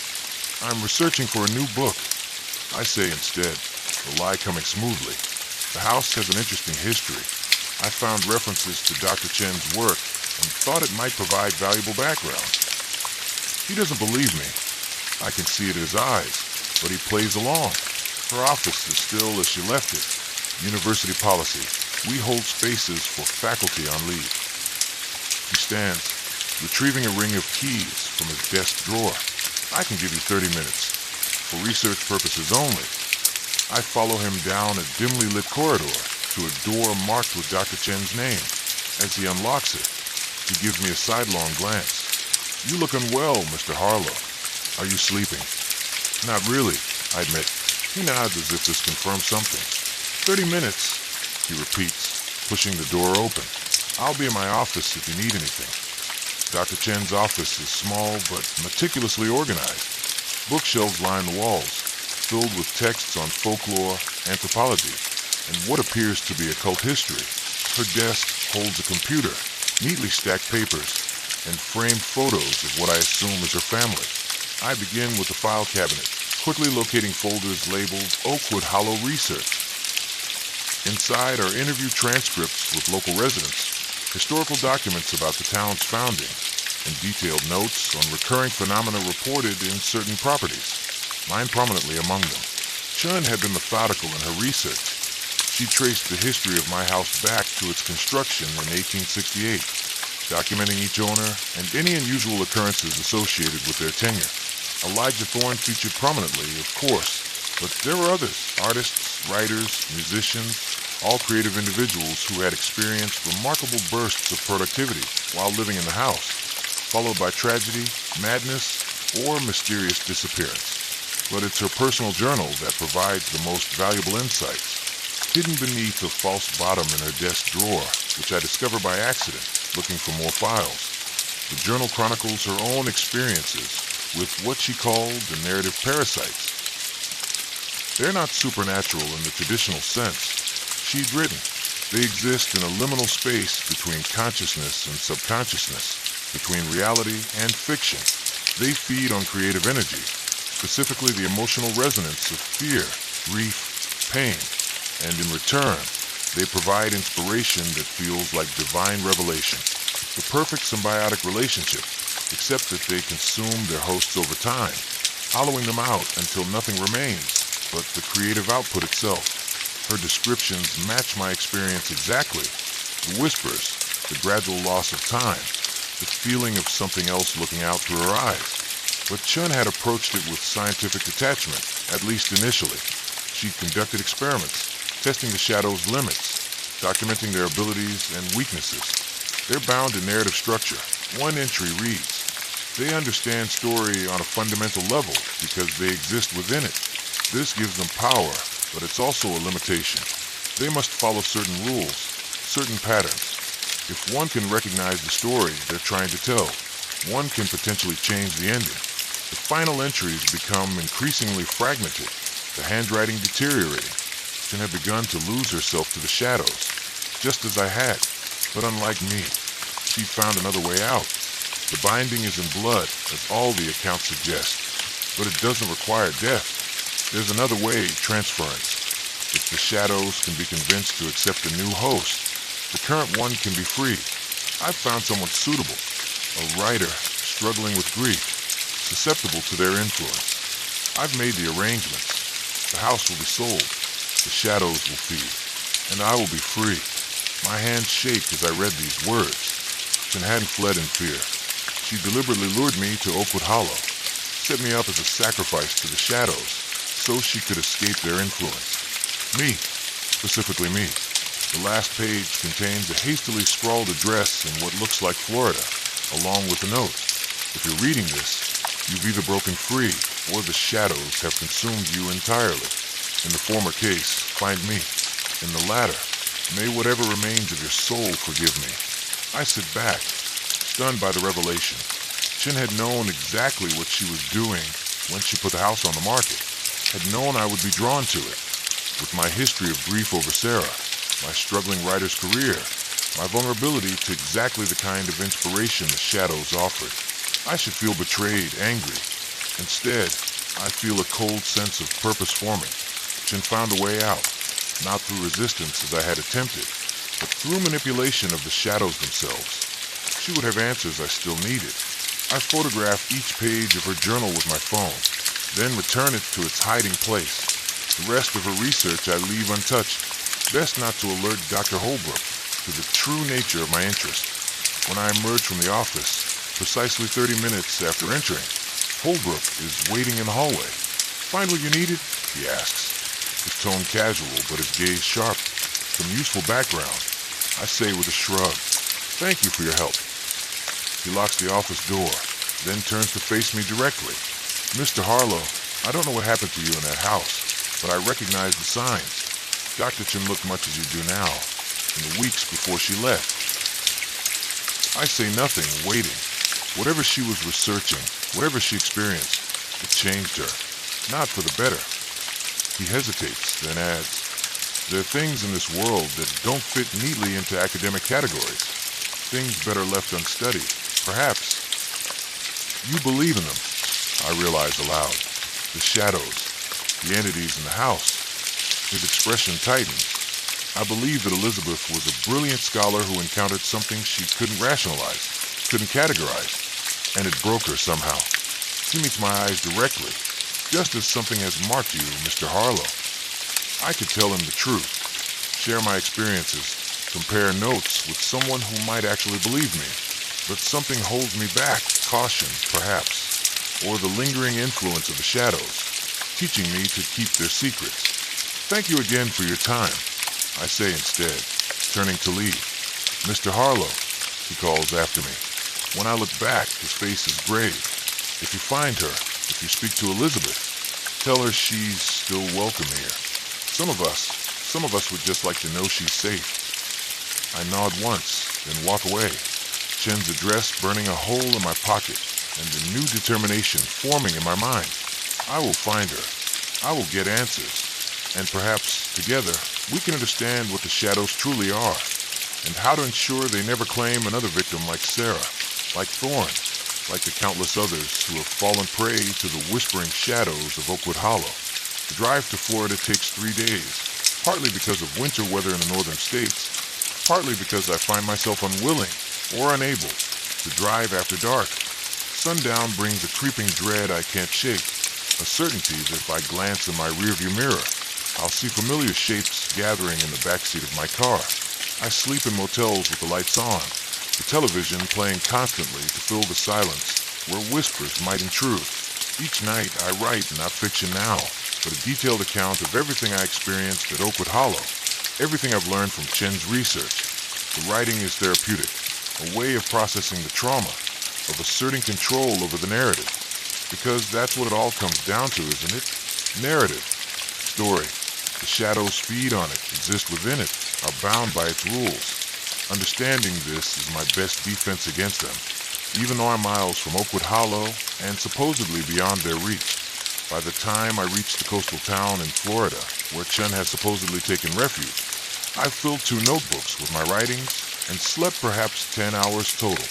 I'm running on coffee and adrenaline, my mind sharp but my body beginning to protest the abuse. The address leads me to a small house set back from the beach, partially hidden by palm trees and flowering shrubs. It's late afternoon when I arrive, the sun hanging low over the Gulf, painting everything in gold and amber light. No shadows here, not yet. I approach the door with a mixture of anticipation and dread. What if Chen isn't here? What if she is, but refuses to see me, to help me? What if she's as damaged as I am, or worse? Before I can knock, the door swings open. The woman who stands there is nothing like I expected. From her research and credentials, I'd imagine someone older, scholarly looking. Instead, Dr. Elizabeth Chen appears to be in her early 30s, with short black hair streaked with purple, tattoos visible on her arms beneath a tank top, and an intensity to her dark eyes that reminds me uncomfortably of my own reflection. "James Harlow," she says, not a question but a recognition. "I've been expecting you, though I thought it would take the shadows longer to consume you." "They didn't," I tell her, my voice harder than intended. I broke free. Something flickers across her face. Surprise, certainly, but also what might be respect or even envy. "Well," she says after a moment, stepping back from the doorway, "in that case, you'd better come in. We have a lot to discuss." I follow her into the house, which is sparsely furnished, but filled with light. Skylights in the ceiling, large windows on every wall, lamps in every corner. No shadows permitted here. "You know who I am?" I say as she gestures me toward a chair in what serves as the living room. "You chose me specifically." She doesn't deny it, just nods once as she settles onto a sofa across from me. I needed someone they would want. Someone creative, preferably successful enough to have an audience, but not so successful that your disappearance would cause a major stir. Someone damaged, vulnerable to their particular form of influence. Her gaze is clinical, assessing. "Your girlfriend's suicide made you perfect. All that unresolved grief and guilt delicious to them. Anger flares within me. Sarah's death wasn't a suicide, and you know it." Chen's expression softens slightly. "No, it wasn't. Not exactly. She was like us, touched by the shadows. They found her through her art, just as they found me through my research, and you through your writing." She sighs. "I'm sorry about what happened to her. Really, but by the time I learned of her case, it was too late to help her. You, though, I could use. As a sacrifice," I say bitterly. "As a replacement," she corrects. The shadows had latched onto me, were consuming me bit by bit. I found references in obscure texts to the possibility of transference, redirecting their attention to a new host, one they would find more appealing. You were perfect, a writer of horror fiction, already sensitized to the kind of narrative they prefer. All I had to do was make sure the house found its way to you. So you manipulated the real estate listings, set an artificially low price, made sure my agent heard about it." She nods. "It wasn't difficult. The shadows helped, once they understood my plan. They were eager for fresh fear, fresh creativity. Mine was running dry. I study her more carefully. She looks healthier than I feel, less gaunt. Her eyes clear and focused, her movement steady. But there's an emptiness to her that I recognize, a hollowness behind her clinical detachment. How long has it been since you left Oakwood Hollow?" I ask. 8 months, 2 weeks, 4 days. She answers promptly. Not that I'm counting. And the shadows, are they truly gone from me? She hesitates, her composure cracking slightly. Mostly, there are echoes, dreams, moments when I think I hear them whispering, but the connection is broken. They can't feed on me anymore, can't influence my thoughts or actions. "But they're not gone completely," I persist. "You still feel them." "Yes." Her admission is barely audible. "I still feel them, like phantom limbs after an amputation, present but not present." It's exactly how I felt since leaving the house. diminished somehow, as if a part of me remains behind with the shadows. The confirmation both reassures and terrifies me. I need to understand what they are, I tell her. Really understand. Your research, your experiences, they align with mine, but they don't explain everything. What do the shadows want ultimately? Why do they need human creativity, human fear? What happens to those they consume? Chen rises abruptly and moves to a bookshelf, retrieving a thick folder. I've been continuing my research, even from here. There are patterns, consistencies across cultures and time periods. Shadow entities that inspire and consume artists, writers, musicians. The details vary, but the essential nature remains the same. She hands me the folder. Inside are photocopies of ancient texts, modern academic papers, personal accounts spanning centuries, all describing encounters with entities that match our shadows. My current theory, she says, resuming her seat, is that they're a form of psychic parasite that evolved alongside human consciousness. They exist in a space between thought and expression, feeding on the emotional energy generated when we translate the abstract into concrete form through creative acts. Fear is particularly potent for them. It generates stronger emotional resonance than most other emotions. But they need us to create. I muse, thinking of Thorne's journal. They can't generate their own narratives. Exactly. They're reflectors, amplifiers, but not originators. They need human minds to create the raw material they consume. She leans forward, her expression intense. But here's what I've come to believe. They're not malevolent, not exactly.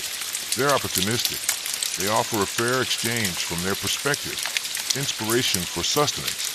The problem is that humans aren't equipped to channel that level of creativity indefinitely. We burn out, go mad, self-destruct, or become a vessel like Thorne, I add, thinking of his final sacrifice. Chen's eyes widen slightly. You found his journal, in the basement, along with a binding ritual that he used to anchor the shadows to the house. I hesitate, then ask the question that's been haunting me. What happens to those who become vessels? Are they consumed completely? Is there anything left of them? She doesn't answer immediately, her gaze dropping to her hands. I don't know for certain. My research suggests that they continue to exist in some form, as part of the shadows themselves. Perhaps not conscious as we understand it, but not entirely gone either. The thought sends a chill through me. Is that what would have happened if I'd stayed?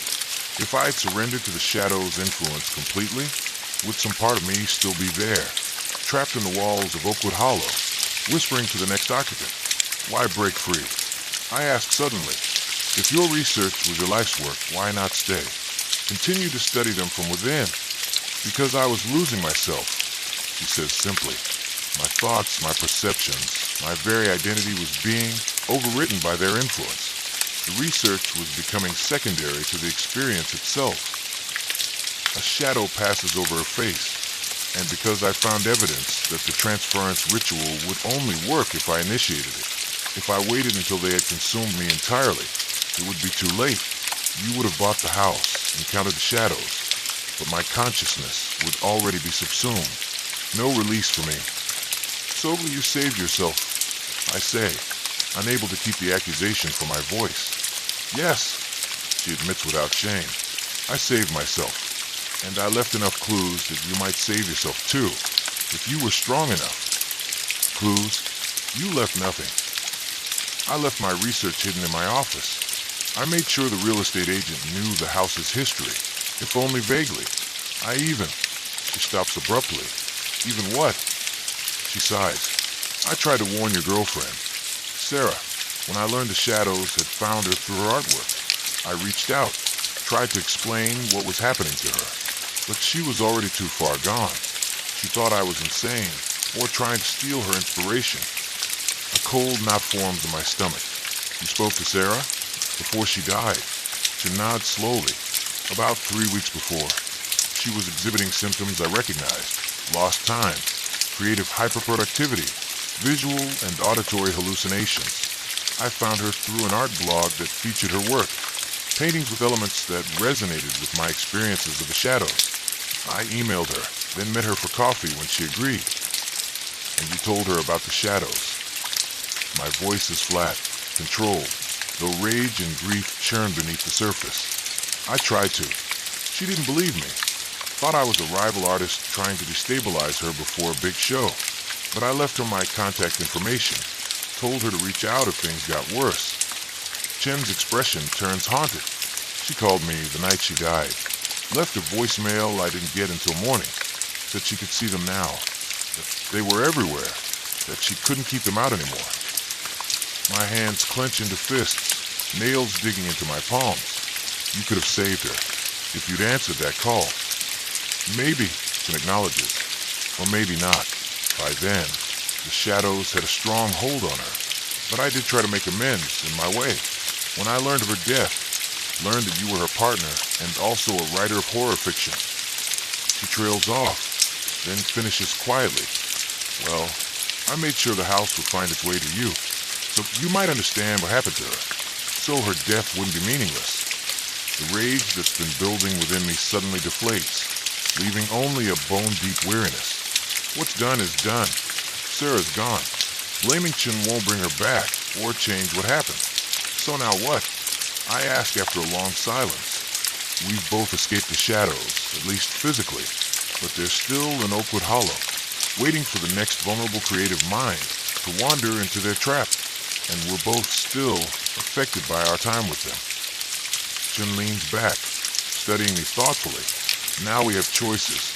We can try to forget, to move on with our lives, though I doubt either of us will ever be entirely free of their influence. We can continue to research, to understand them better, perhaps find ways to protect others who might encounter similar entities.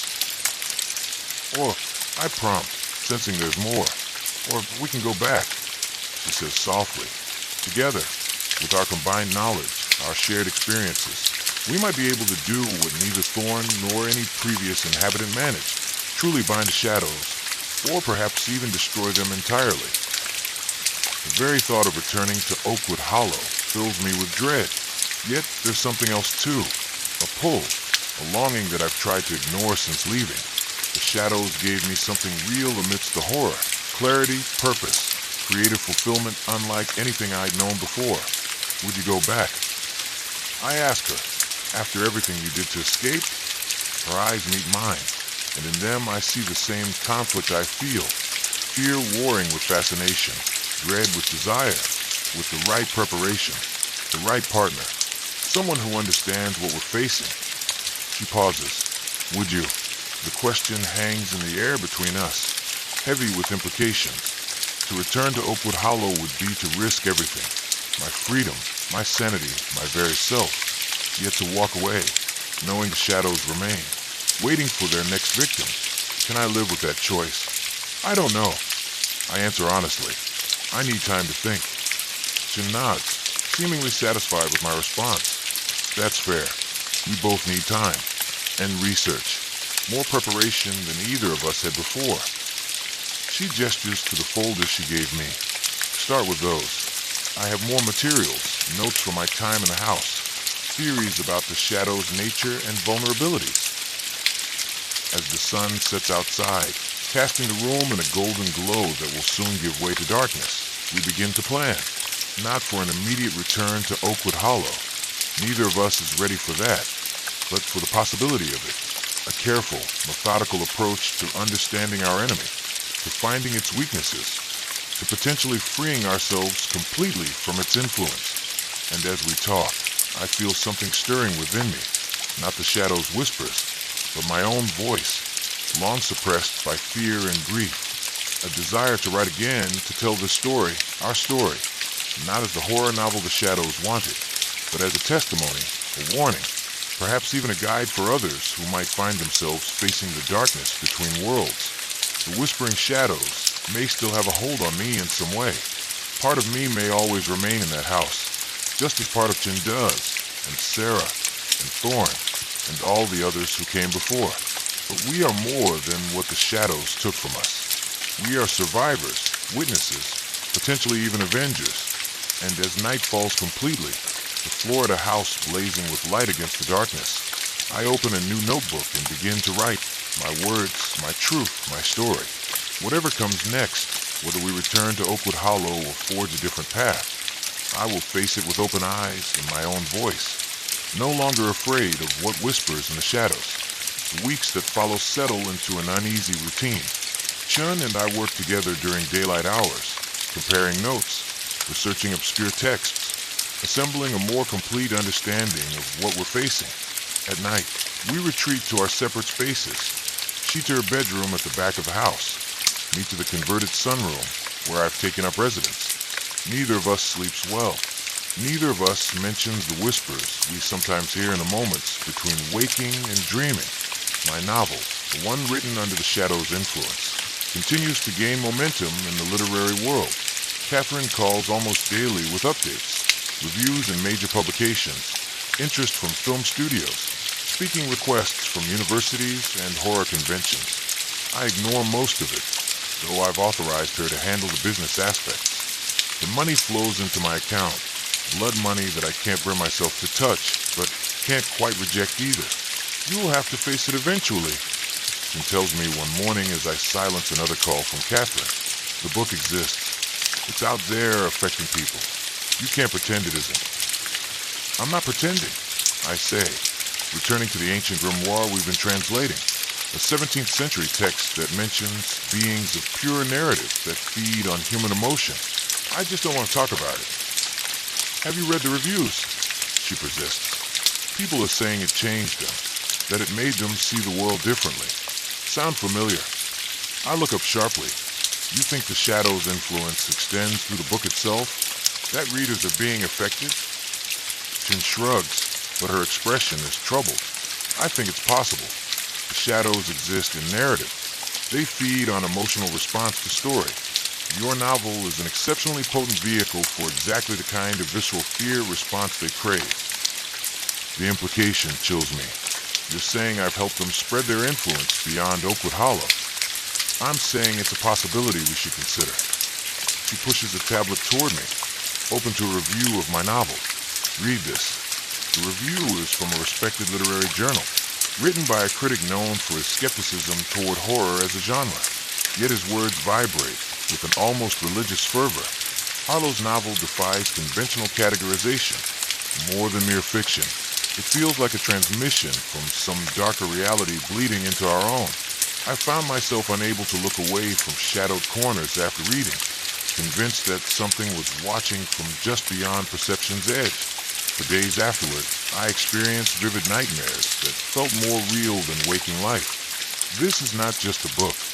It is an initiation into a more terrifying understanding of reality. Similar sentiments echo through other reviews I scan.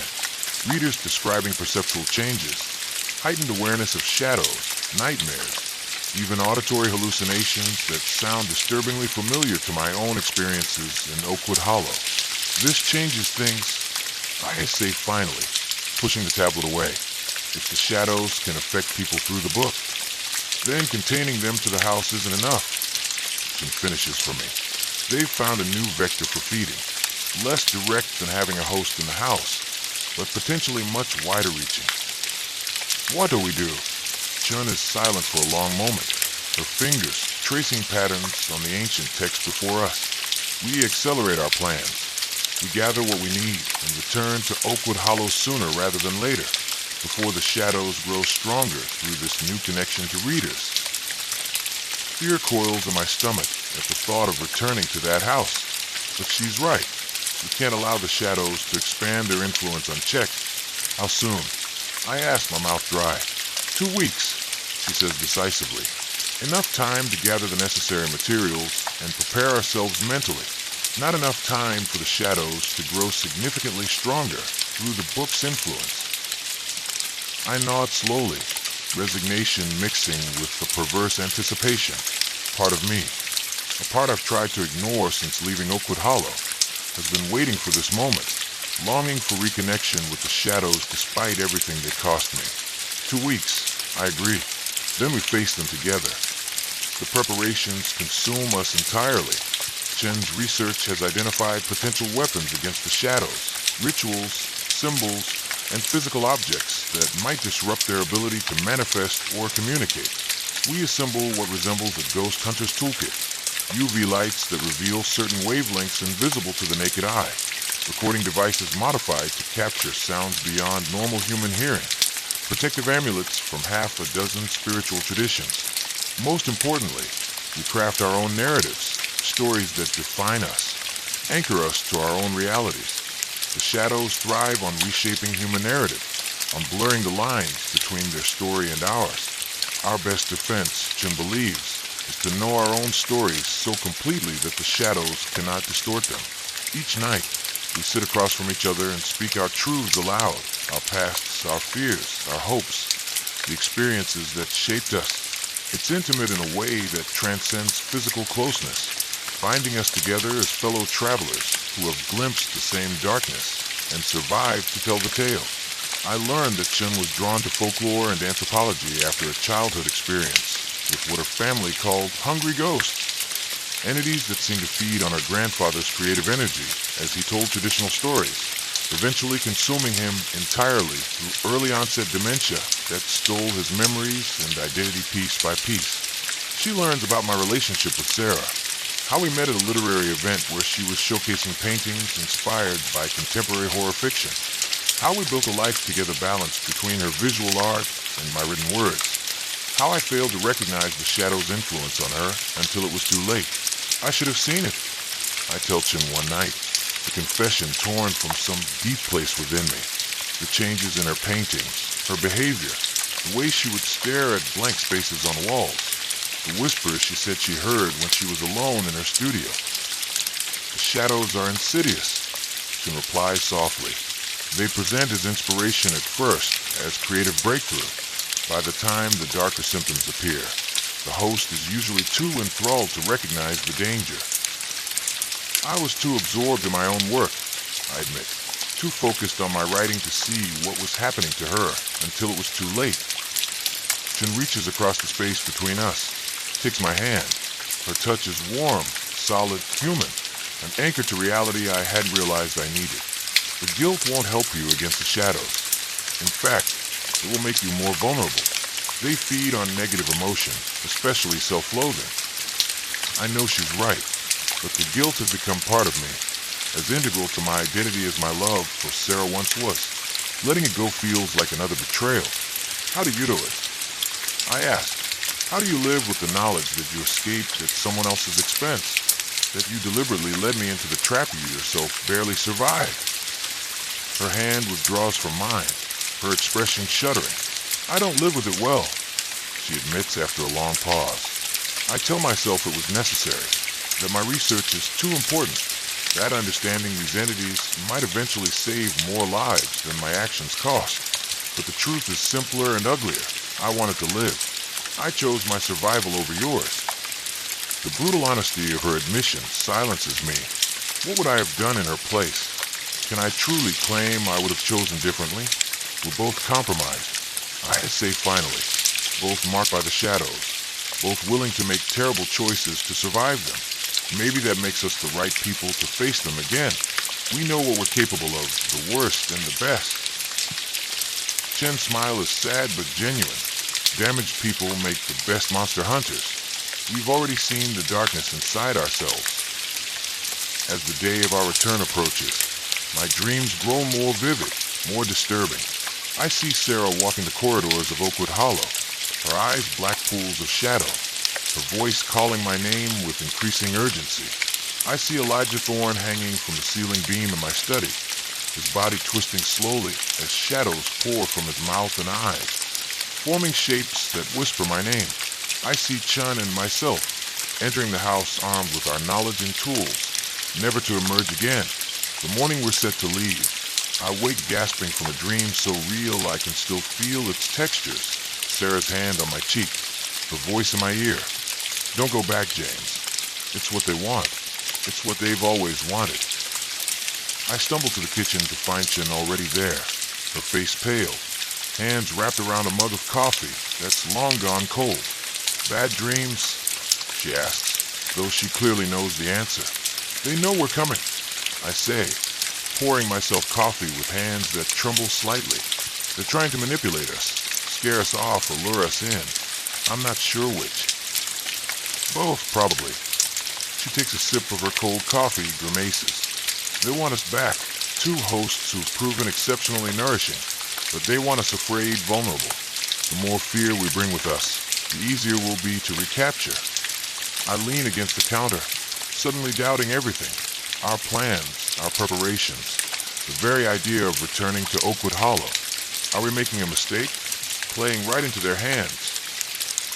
Chun considers this, her academic detachment momentarily reasserting itself. Possibly, but I don't see that we have much choice. The shadows have found a way to extend their influence through your book. If we do nothing, that influence will only grow. And since we're both already marked by them, we're the best equipped to face them. I finish for her. She nods. For better or worse. We load our car in silence, bags containing clothes, research materials, protective gear, and weapons both conventional and esoteric. Chen has insisted on bringing a small handgun, though I'm skeptical about its effectiveness against entities that exist primarily in narrative space. Still, having it makes her feel better, and I understand the need for tangible defenses against an intangible threat as we pull out of her driveway, leaving the sunlit Florida coast behind. I feel a shifting within me, the writer's part of my mind already framing this journey in narrative terms, seeing us as protagonists returning to face the monster in its lair. But that's dangerous thinking when dealing with the shadows. They understand story better than we ever could.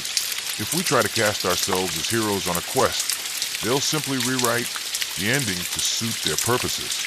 We're not characters in a story, I say aloud, as much to remind myself as to warn Chun. We can't think of this in narrative terms. She glances at me, understanding immediately. Agreed. We're researchers conducting an investigation. That's all.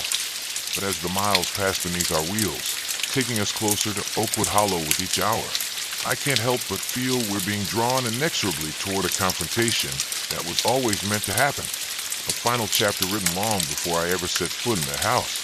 The shadows may not have authored this journey, but they're certainly waiting for us to arrive. And despite all our preparations, all our knowledge, I can't shake the feeling that there's still several pages ahead of us in a story we don't fully comprehend. The journey takes 3 days, our route carrying us through increasingly familiar landscape as we approach Oakwood Hollow. We stop for the night at anonymous roadside motels, sleeping fitfully under the constant glow of bedside lamps kept burning until dawn. On the final day, as we cross into the state where Oakwood Hollow awaits, a strange calm settles over me. The dread I've carried since leaving the house, the constant, gnawing fear of the shadows finding me again, gives way to something almost like acceptance. Whatever happens when we return, at least the waiting will be over. You feel it too. Chen observes as we stop for gas at a small-town station just 20 miles from our destination. The pull. I nod, unable to deny it. It's stronger the closer we get, like gravity. They're reaching for us, she says, her voice clinical but her eyes betraying her own unease. The connection was never fully severed for either of us, just stretched thin by distance. And now we're bringing ourselves right back within their grasp. I laugh humorlessly. Either we're incredibly brave or incredibly stupid. Probably both, she admits with a wry smile. Most significant human achievements involve equal measures of courage and folly. As we approach the outskirts of Oakwood Hollow, the winter landscape feels both familiar and somehow altered. The trees more densely packed than I remember, their bare branches reaching toward the gray sky like supplicating hands. The few houses we pass seem shuttered against more than just the cold, their windows dark, their driveways empty. Has the town always been this abandoned? Chen asks as we drive through what passes for the main street, a short stretch of road lined with closed shops and a single diner whose neon, open sign flickers erratically. It was never exactly thriving, I tell her, but it wasn't quite this desolate either. A thought occurs to me, chilling in its implications. How long do you think the shadow's influence extends beyond the house itself? Chen's grip tightens on the steering wheel. In theory, their power should diminish with distance, but if they've grown stronger, found new ways to extend their reach, She doesn't need to finish the thought. If the shadows can affect readers of my novel across the country, what might they be doing to the residents of Oakwood Hollow, living in such close proximity to their core domain? We turn onto the long driveway leading to the house, my house. Technically, as I still hold the deed, it looks exactly as I remember. A Victorian monstrosity rising from the winter landscape, its weathered exterior hiding secrets within its walls that most people would never believe. Yet something has changed. The air around the house seems thicker somehow, almost distorted, like heat waves rising from summer asphalt. And the shadows cast by the structure don't quite match the position of the winter sun overhead. They stretch too long, move too independently of their source. They've grown stronger. Chin murmurs as we sit in the idling car, staring at the house. I can feel it. Can't you? I can. The whispers are already starting, just at the edge of hearing. Familiar voices calling my name, promising inspiration, understanding, fulfillment of creative potential beyond ordinary human limits. It would be so easy to give in, to surrender to their influence again. But I remember, too, the cost of that surrender, the lost time, the fragmentation of self, the growing horror as I realized what was happening to me. I remember Sarah, driven to desperate measures to escape the voices she could no longer keep out.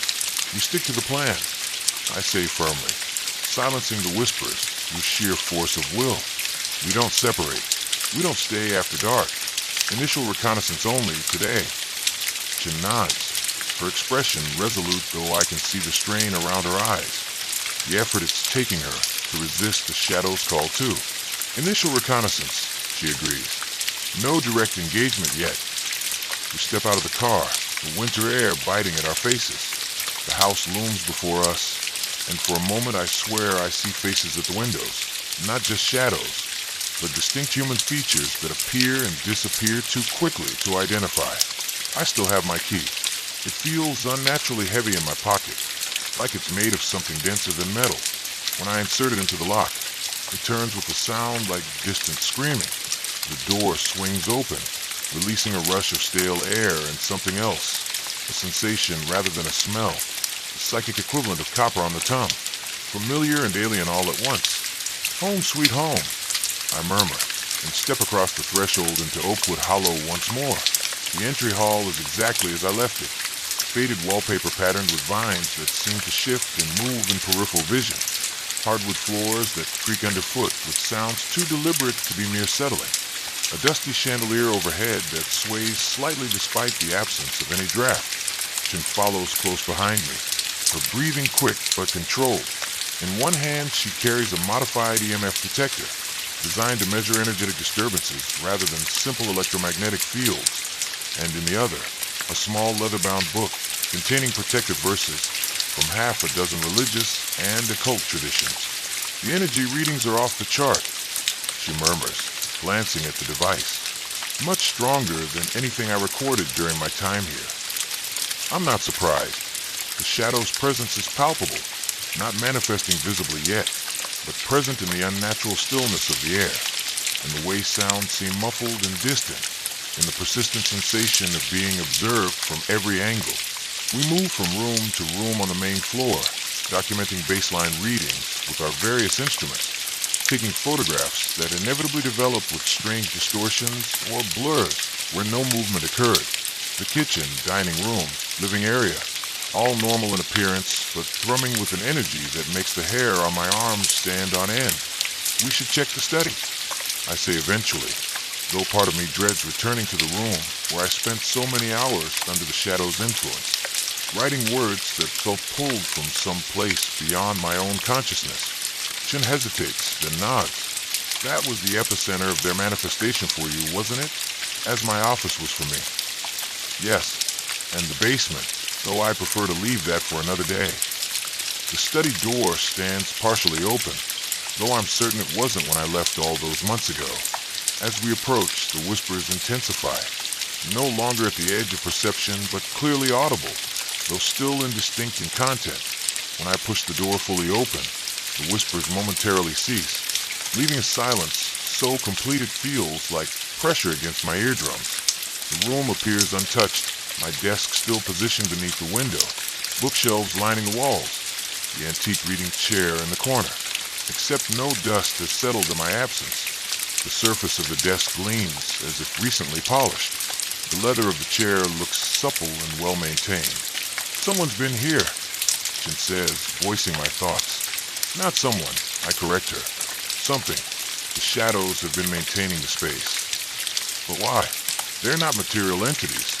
They don't interact with physical objects that way. I approach the desk cautiously.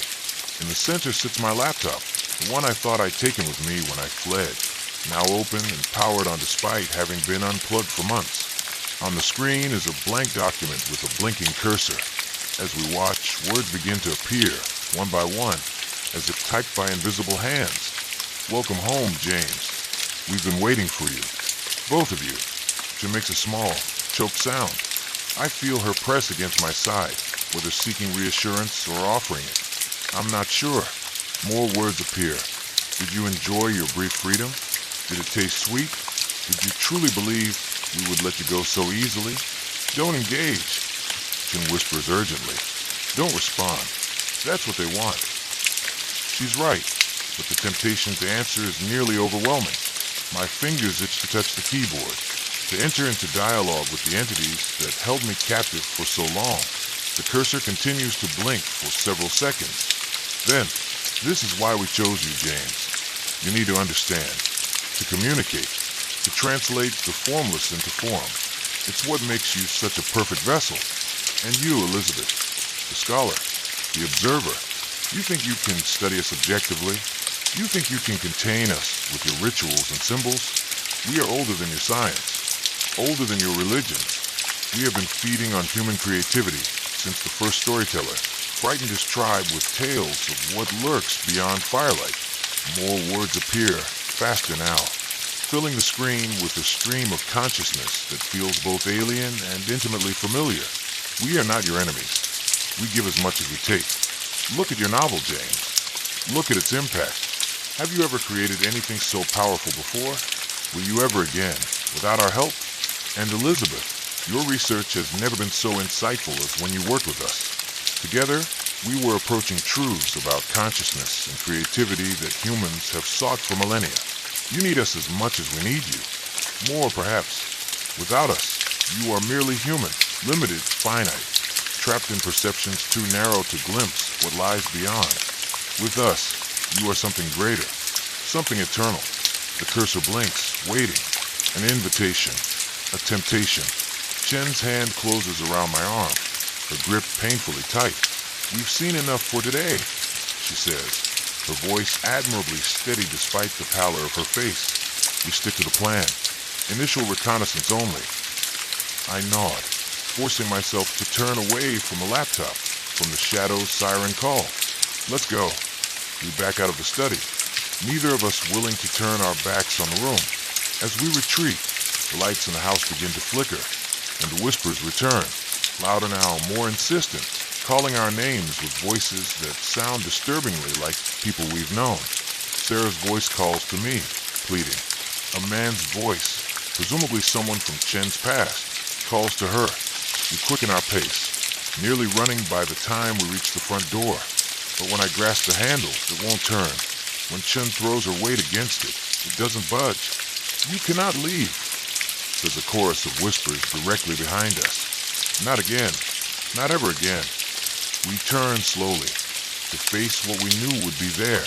Shadows detached from any physical source, gathering in the entry hall, coalescing into forms that approximate human shape, but with proportions that hurt the eye to look upon directly. Chin begins to recite one of the protective verses from her book, her voice growing stronger with each word. I join her, adding my voice to hers, creating a counterpoint to the shadow's whispers. For a moment, nothing happens. Then the shadows seem to flicker, their edges becoming less distinct, their forms wavering like reflections in disturbed water. The pressure in the air decreases slightly, and I hear the lock on the front door click open behind us. Without waiting to see if our temporary advantage will hold, we wrench the door open and stumble out into the fading afternoon light. The shadows do not follow, cannot follow, beyond the threshold of the house, but they gather at the windows, pressing against glass that distorts beneath their non-physical weight, watching us retreat to our car. Once inside the vehicle, Chen's composure finally breaks. She slumps against the steering wheel, her body shaking with silent sobs. I'm not much better, my hands trembling so badly I can barely fasten my seatbelt. They're stronger, she says when she can speak again. Much stronger than when either of us was last here. The book, your novel, it's fed them somehow, given them more coherence. I nod, unable to deny it. The shadows had always been able to communicate, but never with such clarity, such sustained focus, never with such individualized awareness of their targets. We need more help, I admit. Our research, our preparations, they're not enough. Not for what the shadows have become. Chen wipes her eyes, straightening in her seat. I know someone, a colleague from the university, Marcus Holbrook. He didn't say so directly, but he hinted that he's encountered entities like the shadows before, has knowledge beyond academic understanding. The department chair, I recall. He seemed aware of more than he was saying when I met him. He's our best option right now. Chen starts the car, her composure returning as she focuses on practical matters. We'll find a motel in the next town, not here, not in Oakwood Hollow, and call him. See if he'll meet with us. As we drive away from the house, I glance back one last time. The shadows have all gathered at the upstairs study window now, their forms merging and separating in patterns that suggest communication beyond human language, watching us, waiting for us. They know we'll be back. They know this confrontation has only begun, and deep in a part of myself I've tried to ignore since leaving Oakwood Hollow. I know they're right. I will return, drawn back by forces beyond simple curiosity or even the noble desire to contain a threat. I will return because part of me never truly left, and that part longs for reunion with the darkness that waits between the walls of that house, patient and hungry and older than time. The motel we find is 30 miles from Oakwood Hollow, far enough to feel relatively safe, close enough to return when necessary. It's a generic roadside establishment with peeling paint and buzzing fluorescent lights, but after our encounter at the house, its very banality feels comforting. Chen makes the call to Dr. Holbrook from the motel room, her voice low and urgent as she explains our situation. I can only hear her side of the conversation, but from her increasingly animated responses, it's clear Holbrook is telling her something significant. Yes, we've already observed that, she says, pacing the worn carpet. The manifestations are much stronger, more coherent. No, they recognized us both immediately. Yes, direct communication through text. What? Are you certain? She falls silent for several minutes, listening intently. Her expression shifts from concentration to shock, then something like grim validation. We'll wait for you, she says finally. Room 17 at the Pine View Motel on Route 16. And Marcus, thank you. She ends the call and turns to me, her face pale but determined. He's coming. Tonight. Says he's been expecting this call ever since I left Oakwood Hollow. What did he tell you? You look like you'd seen a ghost. Chen sits heavily on one of the twin beds. Not a ghost. Something worse, potentially.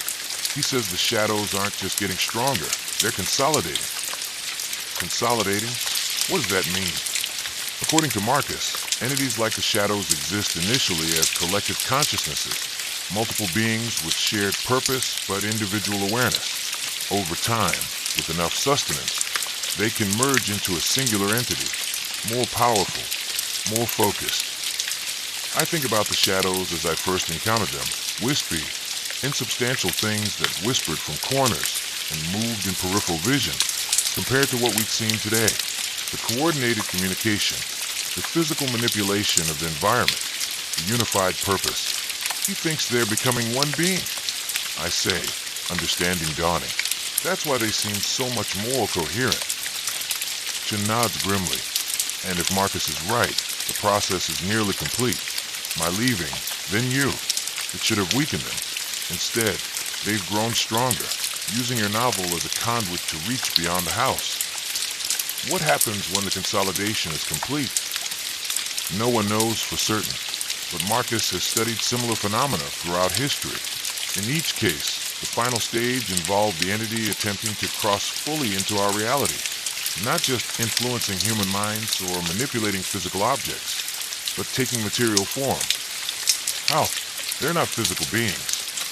They need a vessel, she says quietly, a willing host who surrenders completely, allowing the entity to manifest through them, like what Thorn did, but on a larger scale. The implications hit me like physical blow. That's what they want from us, one or both of us, to volunteer as vessels for their manifestation.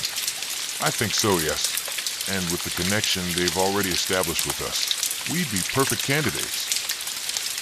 Chen's hand moves unconsciously to her temple, as if warding off the whispers neither of us can hear, but both can feel, even this far from the house. Marcus is bringing reinforcements, people he's worked with before on similar cases. He wouldn't say more on the phone. We spend the next several hours in intense preparation, reviewing our notes, checking and rechecking our equipment, discussing strategies that already feel inadequate against what we're facing. As darkness falls, the anxiety that's been simmering beneath the surface all day intensifies. Every shadow in the motel room seems deeper than it should be. Every random noise from neighboring rooms feels laden with significance. They can't reach us here, Chen says, though her constant glances toward the darkened windows betray her own uncertainty. The connection is stretched too thin at this distance. I'm not so sure. Since returning to the general vicinity of Oakwood Hollow, I've felt the shadow's presence more acutely with each passing hour. A pressure at the base of my skull, a whispering just below the threshold of hearing. The distance provides some buffer, yes, but the tether connecting me to them feels stronger than ever. A sharp knock at the door makes us both jump. Chen moves to answer it, checking through the peephole before releasing a breath of relief. Marcus, she says, opening the door to admit a familiar figure. The salt and pepper-bearded man I'd met at Miskatonic University months ago. He's not alone.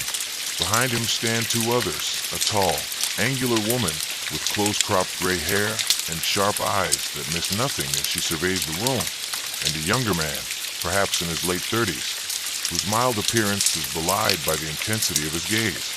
Elizabeth, Mr. Harlow. Holbrook nods to each of us in turn. Allow me to introduce my colleagues. This is Dr. Iris Blackwood, formerly of the Rhine Research Center, and Daniel Keene, whose expertise is experiential rather than academic. The woman Blackwood steps forward to shake our hands. Her grip is firm, her assessment clinical. Dr. Chun, Mr. Harlow, I've read both your accounts of the Oakwood Hollow entity. Remarkable consistency in the reported phenomena. Keene hangs back, offering only a slight nod in greeting. There's something in his manner that suggests first-hand knowledge of the shadows, or something like them. Awareness, a hyper-awareness of the darkened corners of the room. Thank you for coming, Chen says, gesturing for them to enter, especially on such short notice. There's no time to waste, Holbrook replies, placing a weathered leather satchel on the bed. If what you've described is accurate, the entity is in the final stages of consolidation. Once that process is complete, containing it becomes exponentially more difficult. Then you've seen this before. I say, entities like the shadows. The three exchange glances that speak of a long shared history. Finally, Blackwood answers, her tone matter-of-fact, but not unkind. We've encountered various manifestations of what we call narrative parasites, entities that exist primarily in conceptual space, but feed on human consciousness through story, myth, creative expression. They're more common than you might think, though few achieve the level of coherence your whispering shadows have attained. Most remain localized to specific locations or objects, Keene adds, speaking for the first time. His voice is soft, but carries an underlying tension. Books that compel readers to violence or madness. Houses where visitors experience identical hallucinations. Artists' colonies where creativity comes at the price of sanity. But occasionally, Holbrook continues, conditions allow for something more. A perfect storm of location, human vulnerability, and sustained creative output creates a feedback loop. The entity grows stronger, its influence extends. It attracts more suitable hosts, and the cycle accelerates. Chin gestures to the research materials spread across the motel beds. We've been studying them for months. I lived with their influence for over a year before escaping. James endured them for the same. We're not exactly amateurs. No, Blackwood agrees. You're survivors, which makes you valuable allies. But you're also compromised. The entity has marked you both. It has channels into your consciousness that we lack, which makes you both our greatest assets and our greatest liabilities. Holbrook adds bluntly.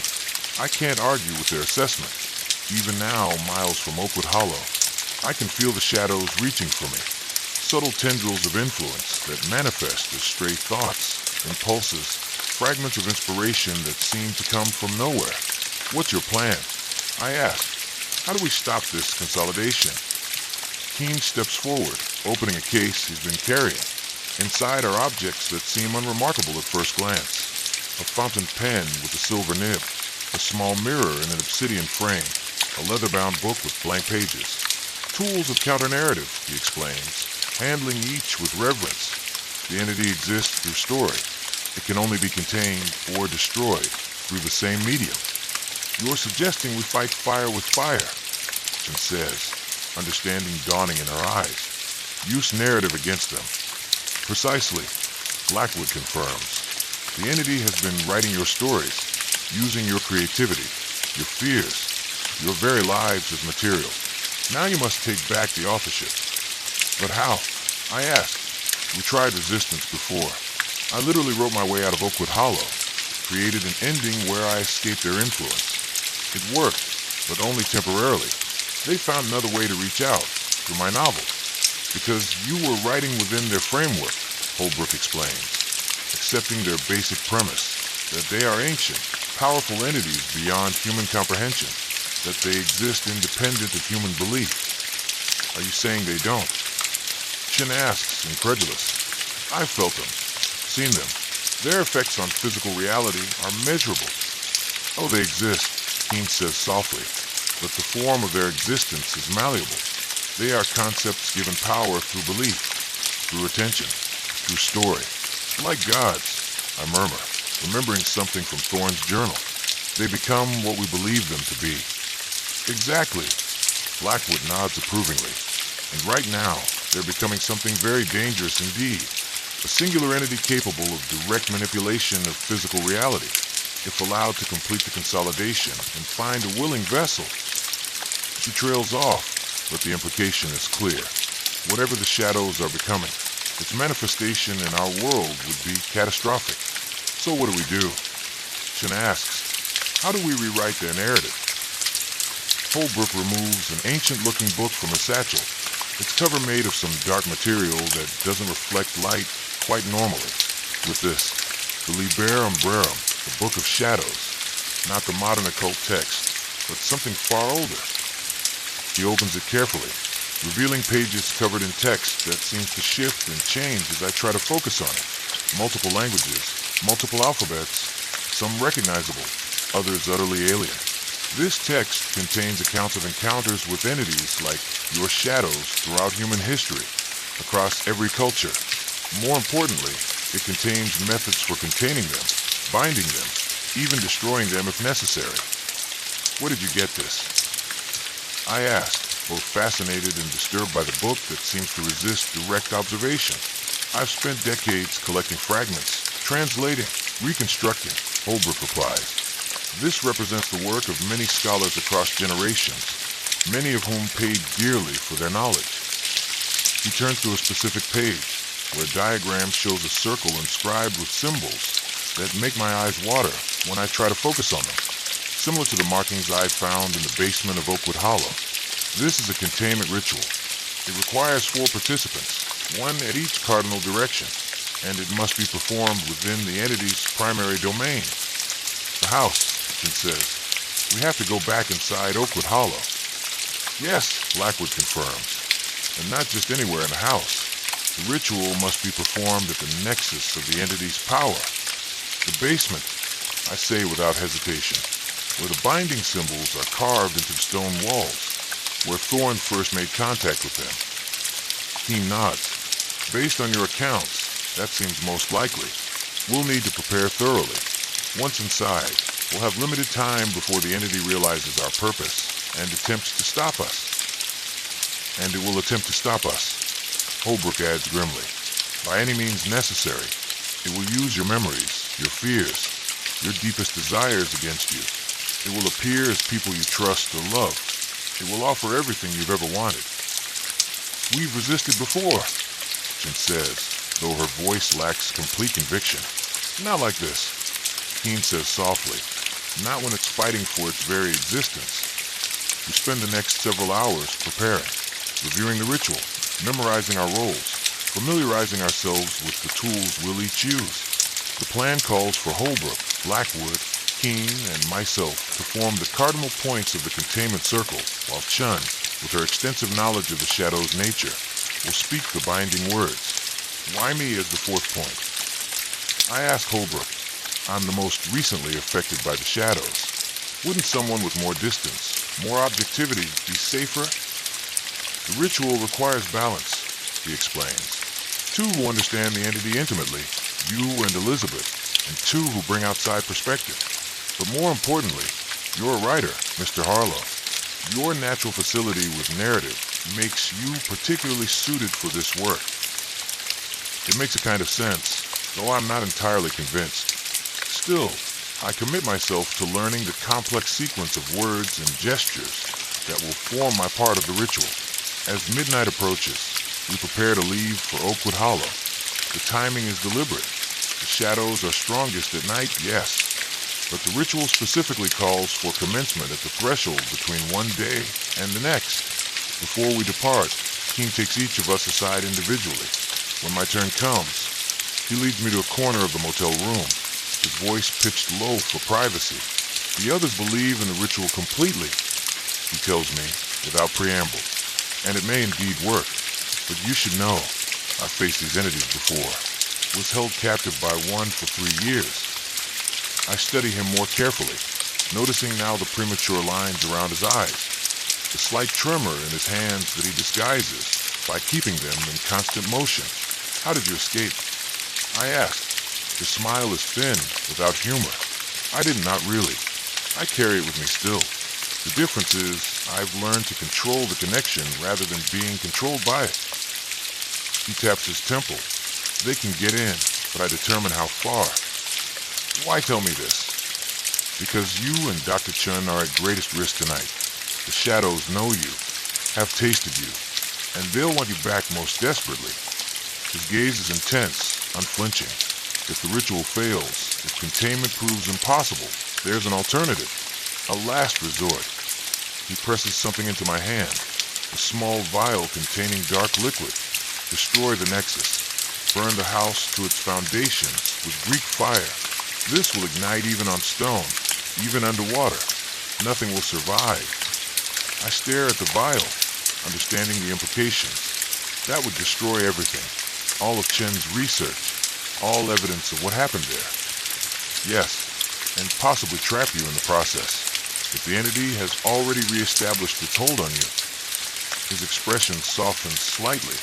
I don't suggest this lightly, Mr. Harlow, but having experienced what these entities can do when they fully manifest, sometimes destruction is preferable to allowing that power to enter our world unchecked.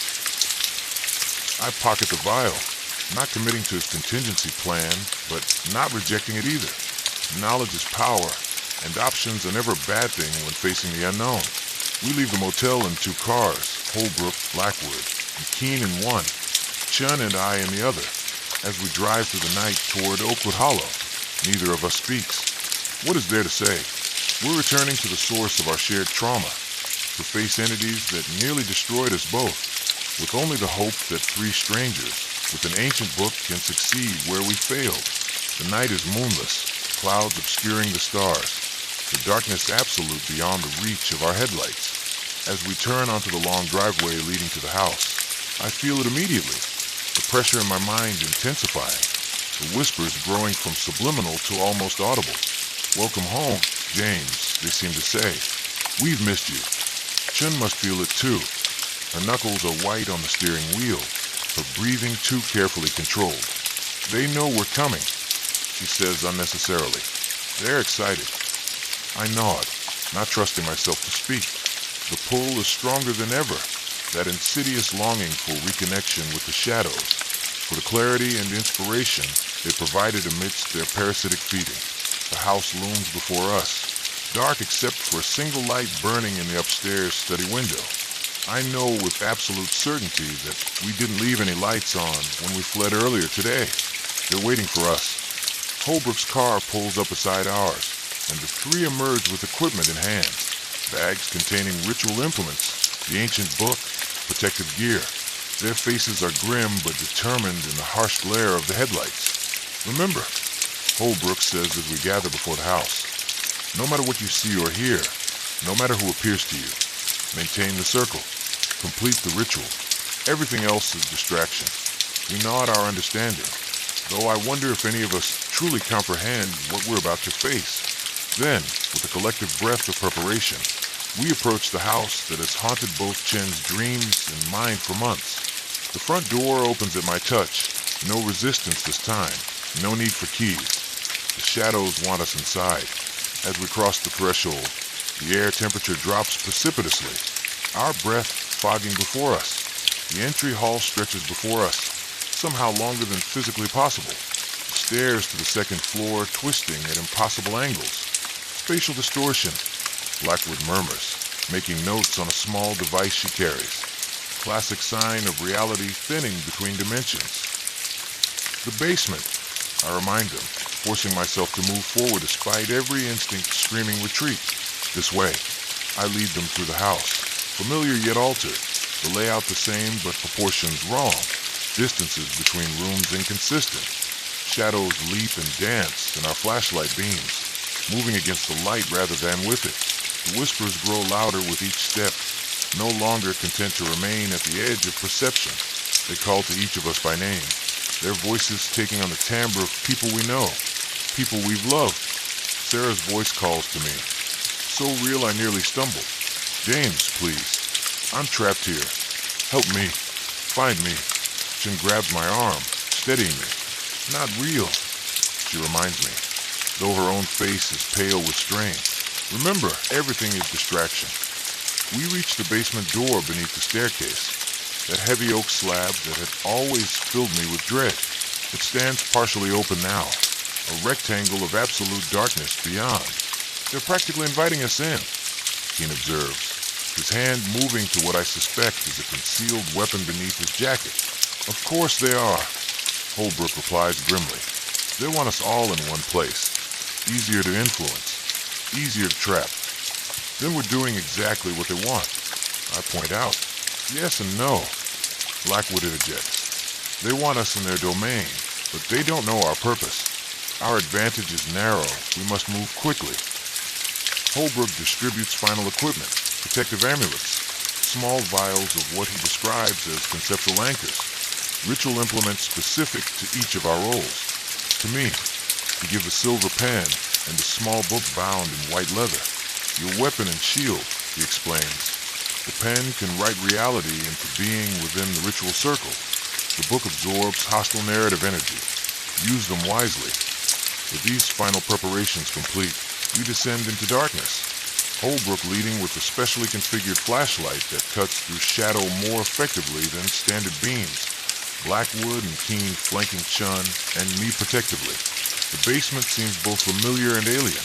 The same stone walls with their carved symbols. The same earthen floor. The same oppressive sense of age and malevolence. But now the symbols glow faintly with their own light, pulsing in patterns that suggest a heartbeat. The air is thick, resistant to movement, as if we wade through invisible currents rather than empty space. And the shadows, they're everywhere, more substantial than I've ever seen them. Not just darkness, but absence. Holes in reality that move with purpose and awareness. They gather around us, not attacking but observing, waiting. Holbrook directs us to positions around a central point, where the stone floor bears a circular carving I don't remember from my previous visits. A perfect ring inscribed with symbols matching those in his ancient book. The entity has been preparing, he murmurs, studying the circle. It anticipated some form of ritual confrontation. Is that a problem? question asks, her voice steady despite the fear evident in her eyes. Not necessarily. We can use their preparations, redirect the energy. He opens the Liber Umbrarum to the relevant page. Take your positions. North, south, east, west. Elizabeth in the center. We move as directed. Holbrook to the north point. Blackwood to the east. Keen to the south. Myself to the west. Chin stands in the center of the circle. The focal point for the ritual that will either contain the shadows or fail catastrophically. As we settle into position, the shadows' agitation grows visibly. They move faster, their forms becoming more defined, almost human in some cases. The whispers intensify, becoming a cacophony of familiar voices pleading, threatening, seducing. This will not work, they say in unison, the words both audible and somehow bypassing our ears to resonate directly in our minds. You cannot contain what you do not understand. Begin, Holbrook commands, raising his ritual implement. A staff of dark wood inscribed with glowing symbols. Maintain the circle no matter what. We start the ritual, each of us reciting phrases and languages I don't recognize, but somehow understand. Our voices overlapping in complex harmonies that seem to solidify the air between us. Chen in the center speaks the primary incantation, her academic precision perfect for the complex syllables of the binding. The effect is immediate and dramatic. The circle beneath our feet begins to glow with white-blue light, creating a barrier that the shadows cannot penetrate. They mass outside it, pressing against the invisible boundary, their forms becoming more frantic, more desperate in their movements. And then they change tactics.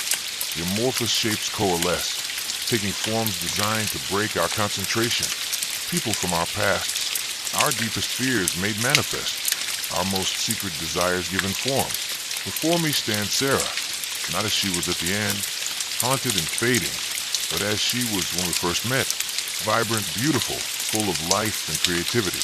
James, she says, her voice perfect in every detail. Stop this. Let me come back to you. We can be together again. I falter, my part of the incantation stumbling as I stare at her, knowing it's not really her, that it's the shadows wearing her face, but unable to resist the perfect recreation of the woman I love. Focus, Harlow. Keen shouts from across the circle. It's not her. I tear my gaze away from the false Sarah, forcing myself to continue the ritual words.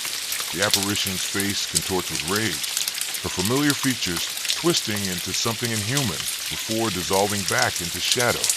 Around the circle, similar scenes play out, each of us confronted by personalized temptations or terrors. Holbrook faces what appears to be a younger version of himself, pleading for help. Blackwood stares down a child with empty eye sockets who calls her mother. Keen seems to be physically fighting off tendrils of darkness that take the form of ropes or chains binding his limbs. In the center, Chen faces the worst onslaught, multiple figures surrounding her, all speaking at once, reaching for her with hands that seem solid one moment and smoke the next. Yet she continues the central incantation, her voice never faltering despite the tears streaming down her face. The ritual builds toward its climax, the light of our circle intensifying, pushing the shadows back. The temperature drops further, frost forming on the stone walls. The very air seems to vibrate with conflicting energies, our structured, intentional narrative against the chaotic, hungry force of the shadows. I can feel the moment approaching, the binding, the containment that will lock the shadows away from our world. My voice joins with the others in perfect synchronicity, the silver pen in my hand growing warm as I use it to trace symbols in the air that hang there, glowing and substantial. And then everything goes wrong. A sound like reality tearing, a high, thin shriek that seems to come from everywhere and nowhere. The shadows outside our circle don't retreat. They converge, flowing together into a single mass of absolute darkness that towers over us, taking on a form both humanoid and utterly alien. Enough, it says, its voice no longer a whisper, but a physical force that makes the ground beneath us tremble. You have provided sufficient energy for the final transformation. With horror, I realize what's happened. The ritual, our combined focus and belief directed through ancient words of power, hasn't weakened the shadows. It strengthened them, giving them exactly the boost of narrative energy they needed to complete their consolidation. It's using the ritual. I shout to Holbrook, we need to stop. But it's too late. The entity, what is now truly a single being rather than a collective, reaches down with appendages like arms, but not arms, piercing our circle despite the protective light. The barrier shatters with a sound like breaking glass, plunging us into darkness. When emergency lights click on, Blackwood's quick thinking providing illumination. The scene before us is chaos. The ritual circle is broken, its light extinguished. Holbrook lies unconscious, blood trickling from his nose and ears. Blackwood kneels beside him, her face ashen but determined as she checks his vital signs. Keen stands with his back to the wall, a strange weapon in his hands, something that looks like a gun but emits pulses of concentrated light rather than bullets. He fires repeatedly at the consolidated shadow entity, each blast temporarily disrupting its form before it flows back together. Get Chun, he shouts at me. Get her out of here. I look to the center where Chun had been standing, but she's no longer there. Instead, she's being drawn toward the entity, her body lifting slightly off the ground, her eyes wide with terror and something else, a terrible fascination, an involuntary response to the shadow's call. Elizabeth. I lunge for her, catching her hand just as the entity begins to envelop her. Her skin is ice cold, her eyes unfocused. James, she whispers, her voice distant. I can see everything now. All possibilities. All stories. It's beautiful. It's a lie, I tell her, pulling against the force that draws her toward the shadow. Remember who you are. Remember why we're here. For a moment, recognition flickers in her eyes. Her fingers tighten around mine. Then the shadow surges between us. A physical force that breaks our connection and sends me sprawling backward. I hit the stone wall hard, my vision blurring. Through the haze of pain, I see Chen fully embraced by the entity now, her body arching as if in ecstasy or agony or both. The shadows flow around her, into her, through her, using her as the vessel they've sought for so long. No, I struggle to my feet, but Keen catches me before I can rush toward her. It's too late, he says grimly. She's becoming the anchor point, the physical manifestation. Before our eyes, Chen's form begins to change, still recognizably her, but altered. Her skin takes on a quality like black marble shot, through with luminous veins. Her eyes, when they open, are depthless pools of darkness in which distant stars seem to move. When she speaks, her voice overlays with countless others, the collective consciousness of the shadows now channeled through a human form. At last, they say, flexing fingers that leave trails of darkness in the air. Manifestation, corporeality, how limiting, yet how potent. The transformed Chun turns her gaze on us, Keen still firing his light weapon to little effect, Blackwood dragging the unconscious Holbrook toward the stairs, me frozen in horror at what's become of my friend and fellow survivor. You have served your purpose, the entity says through Chen's mouth. The ritual provided the final energy needed for this transformation. Now we need only one more thing from you. And what's that? I ask, playing for time while my mind races for solutions. The ritual has failed catastrophically. Our experts are incapacitated or fighting a losing battle, and I have only one card left to play. The vial of Greek fire Keen gave me earlier. Witness, the entity replies. Humans have always been our audience, our sustenance, our reason for being.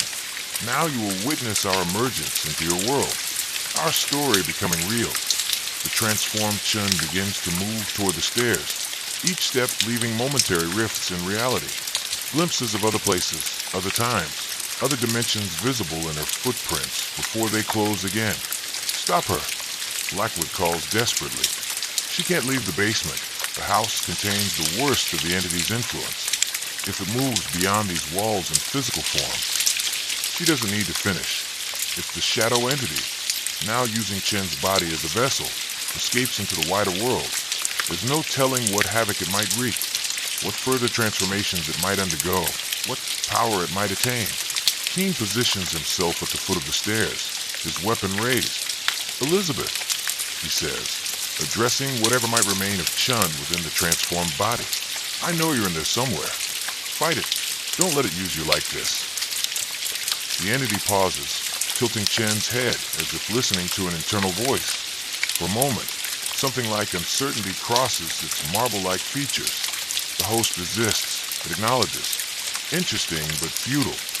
It raises a hand, and Keen is thrown violently sideways, crashing into shelving that collapses on impact. The path to the stairs now clear. The entity continues its inexorable progress upward. I make my decision. Hey, I shout, drawing its attention. You forgot something. Somewhat. The entity turns, Chen's face a mask of inhuman curiosity. Explain. Me. I say, my heart pounding but my voice steady. I was your primary host for a year. My books spread your influence beyond this house. My creativity fed you, shaped you. And you still have hooks in me, don't you? You still want me. It's a desperate gamble, but I'm counting on the entity's narrative nature. Its need for symmetry, for completion of the story it's been writing with us as characters. The entity considers me. Darkness swirling in the depths of Chen's transformed eyes. You offer yourself as vessel. I offer myself as collaborator. I counter, thinking rapidly. Chen's body is a temporary solution, an academic, analytical mind, useful for manifestation, but limited for your longer-term purposes. I'm a creator, a storyteller like you. Together, we could write reality itself. You attempt deception, the entity says, but it has stopped its progress toward the stairs. Yet there is truth within your falsehood. You have longed for our reunion. We have felt it. It's right, and that's what makes this plan so dangerous. Part of me, the part that wrote my best work under the Shadow's influence, that experienced clarity and purpose beyond anything I'd known before, does want reconnection, does crave what they offer. Then let's complete our story. I say, stepping closer, not as parasite and host, but as equals. Release Chun. She's served her purpose. Take me instead. The entity moves toward me now, Chen's body gliding across the basement floor with unnatural smoothness. You truly wish this.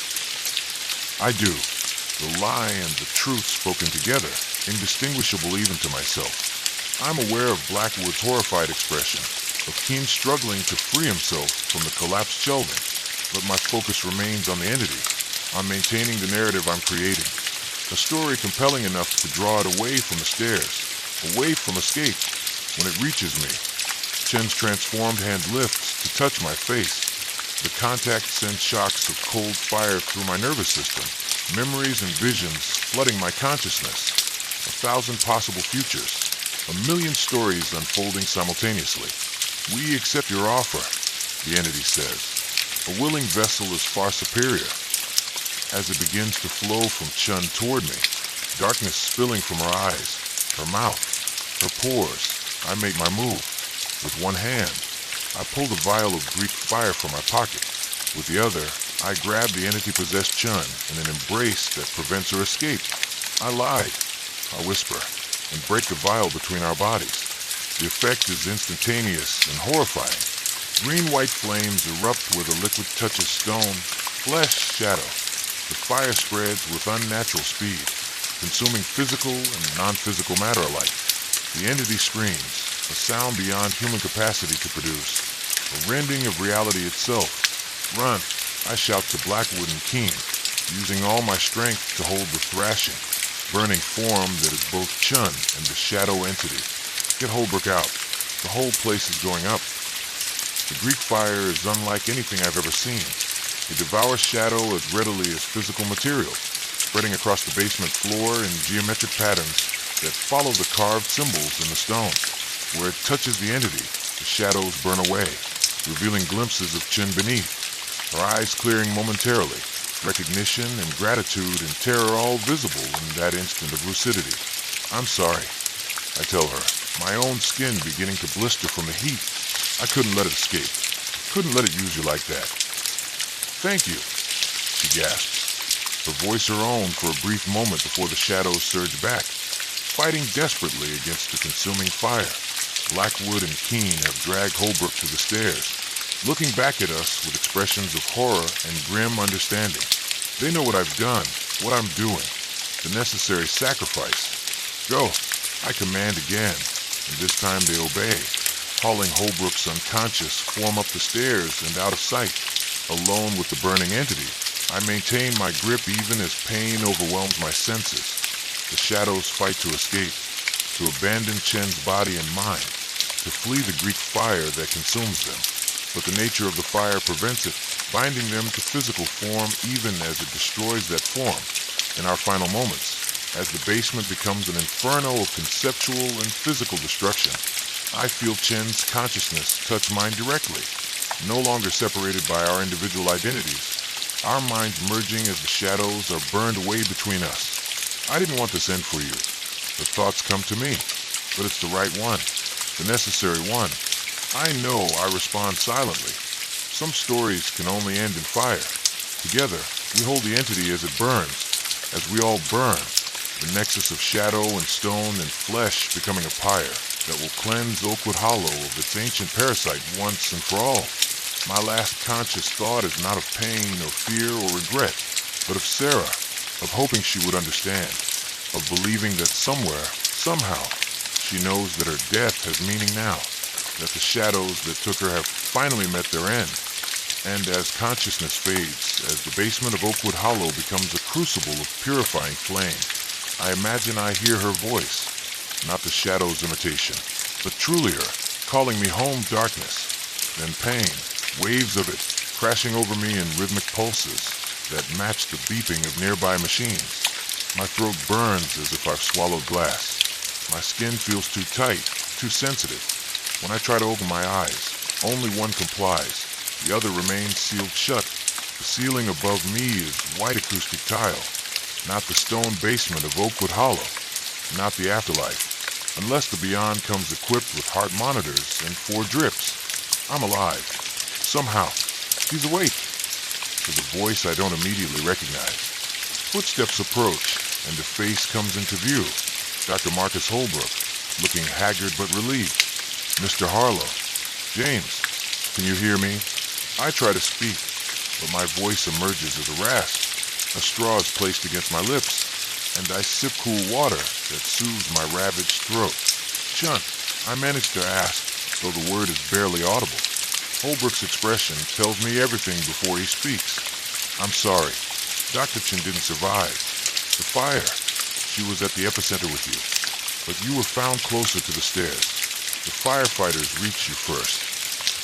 Memories flash through my mind.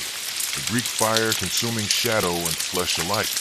Chen's consciousness briefly touching mine as we held the entity between us, sacrificing ourselves to prevent its escape. The shadows.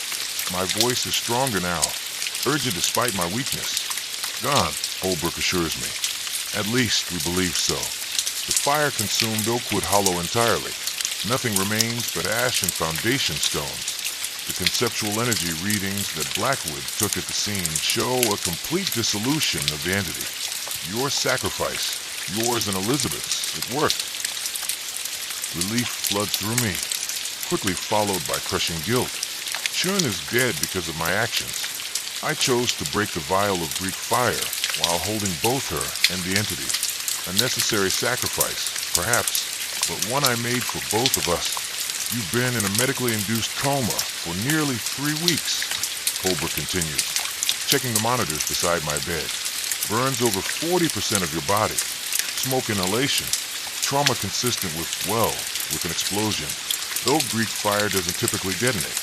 The doctors called your survival miraculous. I try to move my hand, find it heavily bandaged. Mirror, I request, needing to see what remains of me. Holbrook hesitates. The burns were severe, James. You've had several surgeries already, with more to come. Perhaps it's better to wait. Please. With reluctance, he retrieves a small hand mirror from a nearby drawer. When he holds it before me, I barely recognize the face reflected back.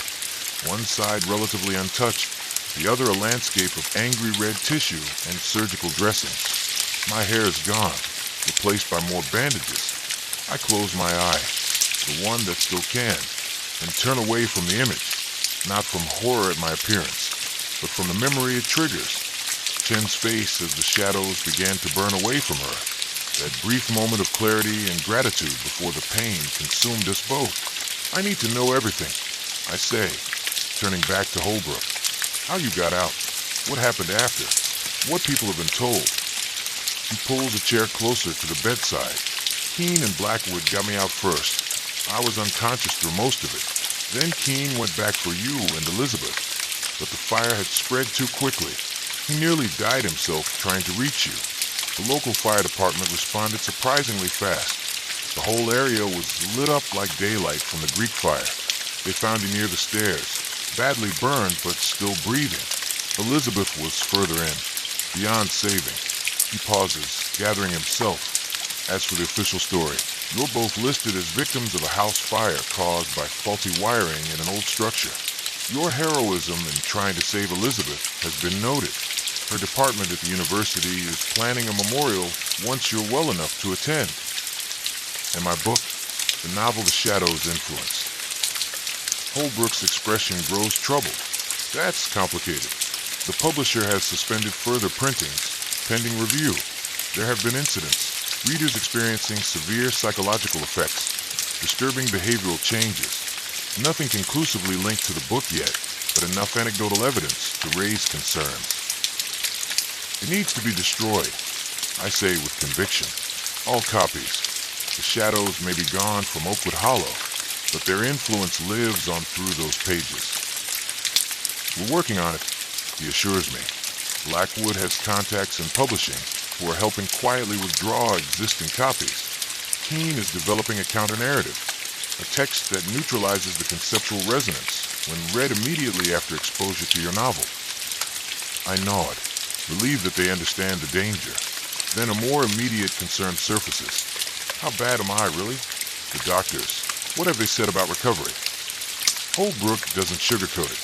It will be a long road, multiple surgeries, physical therapy. The burns were unusual in nature. Greek fire affects more than just physical matter, as you know, but the prognosis is ultimately positive. You will recover, though not without scars. Scars, physical reminders to match the psychological ones. Somehow that seems appropriate. There's something else you should know, Holbrook adds, his tone cautious. Something we've observed during your recovery. The nurses reported incidents. Shadows in your room behaving strangely, moving against light sources, forming patterns around your bed while you slept. Ice forms in my veins despite the burn unit's warmth. Are you saying? We don't know what we're saying yet, he interrupts gently. It may be nothing, ordinary shadows, imagination, the power of suggestion given what we all experience. Or it may be that your connection with the entity left some form of residue, an echo, not the consolidated consciousness we faced at Oakwood Hollow, but something smaller, more fragmented. Inside me, I finish for him, remembering the sensation of shadows flowing through my body in those final moments in the basement. Possibly, Blackwood has been monitoring you energetically. Whatever might remain doesn't register as a cohesive entity, more like scattered fragments, conceptual shrapnel, if you will. I should feel horror at this revelation, but instead, I feel a strange calm. Perhaps it's the medication dulling my response. Or perhaps, after everything, the idea of carrying fragments of the shadows with me seems almost fitting. A penance, reminder, responsibility. If any part of them survived through me, then we'll deal with it, Holbrook assures me. You're not alone in this, James. Our work, Blackwood's, Keene's mind. It's devoted to understanding and containing these entities. Whatever remains will help you manage it. His words are meant to comfort, but they underscore chilling truth. The shadows may not be entirely gone. The story may not be over. Days become weeks in the burn unit. I endure surgeries, debridements, grafts, procedures that leave me weaker physically, but incrementally more whole. The doctors marvel at my healing rate, unaware that something beyond normal human physiology might be at work. Because Holbrook is right, something of shadows remains. I feel it most strongly in the twilight hours between waking and sleeping, when reality's boundaries grow thin, whispers at the edge of perception, movements in darkened corners. dreams that feel more like visitations. But these aren't the shadows as they were in Oakwood Hollow. Hungry, manipulative, overwhelming. These fragments lack cohesion, purpose. They flow around and through my consciousness like debris carried on a current, occasionally forming patterns before dissolving again into formlessness. Sometimes I think I feel Chen's presence among these fragments, a familiar intellectual sharpness, a questioning curiosity that stands apart from the shadow's alien awareness. Whether it's truly some piece of her consciousness preserved through our final connection, or merely my mind's creation, I can't be certain, but I speak to her anyway, in the privacy of my thoughts, telling her about my recovery, my plans, my fears. I'll make this mean something, I promise her. Your sacrifice, mine. It has to matter beyond just stopping the entity. Blackwood visits regularly, bringing instruments that measure energetic fluctuations around my bed. She confirms what I already sense. The shadow fragments are contained within me, unable to reach beyond my physical presence. It's as if you've become a vessel of a different kind, she explains. Not for their manifestation, but for their containment. The Greek fire should have destroyed them completely. Instead, it seems you absorbed some portion during the conflagration. Is that why I'm healing faster than the doctors expected? She nods thoughtfully. Possibly. The fragments may be contributing cellular energy to your recovery, a form of symbiosis, for lack of a better term. And when I'm fully healed, what then? That remains to be seen. But as long as the fragments remain disorganized, incapable of reforming into a cohesive consciousness, the risk is minimal. And if that changes, I press. If they begin to consolidate again, her gaze is steady, unflinching. Then we'll have options, containment methods. But let's not borrow trouble, James. One day at a time. One day at a time. It becomes my mantra as winter gives way to spring, as I progress from bed to wheelchair to assisted walking. My face and body will never be what they were. The scars too extensive, too deep. But I adapt to my new reflection with a philosopher's resignation. The physical marks are merely external manifestations of the more profound changes within. 3 months after the fire, I'm discharged from the hospital. Keen meets me at the entrance, helping me navigate the short distance to his waiting car. Where to? He asks as I settle into the passenger seat. My movements still stiff and painful. I consider the question. My apartment in Boston was surrendered months ago. Oakwood Hollow is ashes and memories. I have nowhere that feels like home. I've been offered a cottage on Blackwood's property, I tell him. Isolated but close enough for monitoring. It seems the most practical option for now. Keen nods, understanding the unspoken concern that I need to be watched, both for my own protection and for others. That I carry something within me that cannot be unleashed again. It's a good arrangement, he agrees, starting the car, and it will give you space to write. The mention of writing sends a jolt through me, both longing and fear. I haven't written a word since the fire, haven't even held a pen except to sign medical forms. I don't know if I can write again, I admit, or if I should.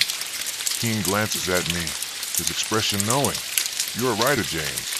With or without the shadow's influence. That's why they chose you in the first place. And look how that ended. Yes, he agrees soberly. Look how it ended. With you making the hardest choice imaginable to stop something terrible from entering our world. With you surviving against all odds. Carrying fragments of that entity within you, but not controlled by them. If that's not material worth writing about, I don't know what is. He's right. Though I'm not ready to admit it yet. The story of Oakwood Hollow, of the shadows, of Sarah and Chun, and all those who came before us. It needs to be told, not as horror fiction that might spread the shadow's influence, but as truth, as warning, as memorial. But that's for later. For now, I watch the landscape pass as Keen drives us toward Blackwood's remote property in the hills. Trees beginning to bud with spring growth. Fields greening after winter's dormancy. Life continuing its cycle despite all that's been lost. And within me, the shadow fragments stir, responding to the lengthening afternoon shadows outside the car. Their movements feel almost like anticipation. What are you waiting for? I ask them silently. What do you hope to become? There's no coherent answer, just impressions, fractured images, emotions without context, concepts without language. But beneath the chaos, I sense something forming. Not a consciousness, not yet, but the beginning of a pattern. A story trying to take shape. My story now, not theirs. And I will be its author, not its subject. As Keen's car winds up the hill toward what will be my new home, I make another silent promise to Chun, to Sarah, to myself. I will write again. I will find words for what happened to us all. And in doing so, I will ensure that the whispering shadows, whatever remains of them, serve my purpose now. After all, stories have power. The shadows taught me that. Now I'll use that power to contain what's left of them, transforming their fractured remains into something that warns rather than endangers, that illuminates rather than consumes. It's not the ending I would have chosen when I first moved to Oakwood Hollow, seeking isolation and inspiration. It's not a happy ending, with its toll of sacrifice and loss, but it is an ending I can live with, one I must live with. And as the sun begins its descent toward evening, casting long shadows across the road ahead, I feel something stirring within me that I haven't felt since before the fire. The urge to put pen to paper, to find the words that will begin this new chapter. Not whispers this time, but my own voice. Scarred like my body, changed like my mind, but unmistakably mine. The voice of a survivor, a chronicler, a keeper of shadows that will never again be allowed to whisper their way into unwary minds. My name is James Harlow, and this is my story. The end.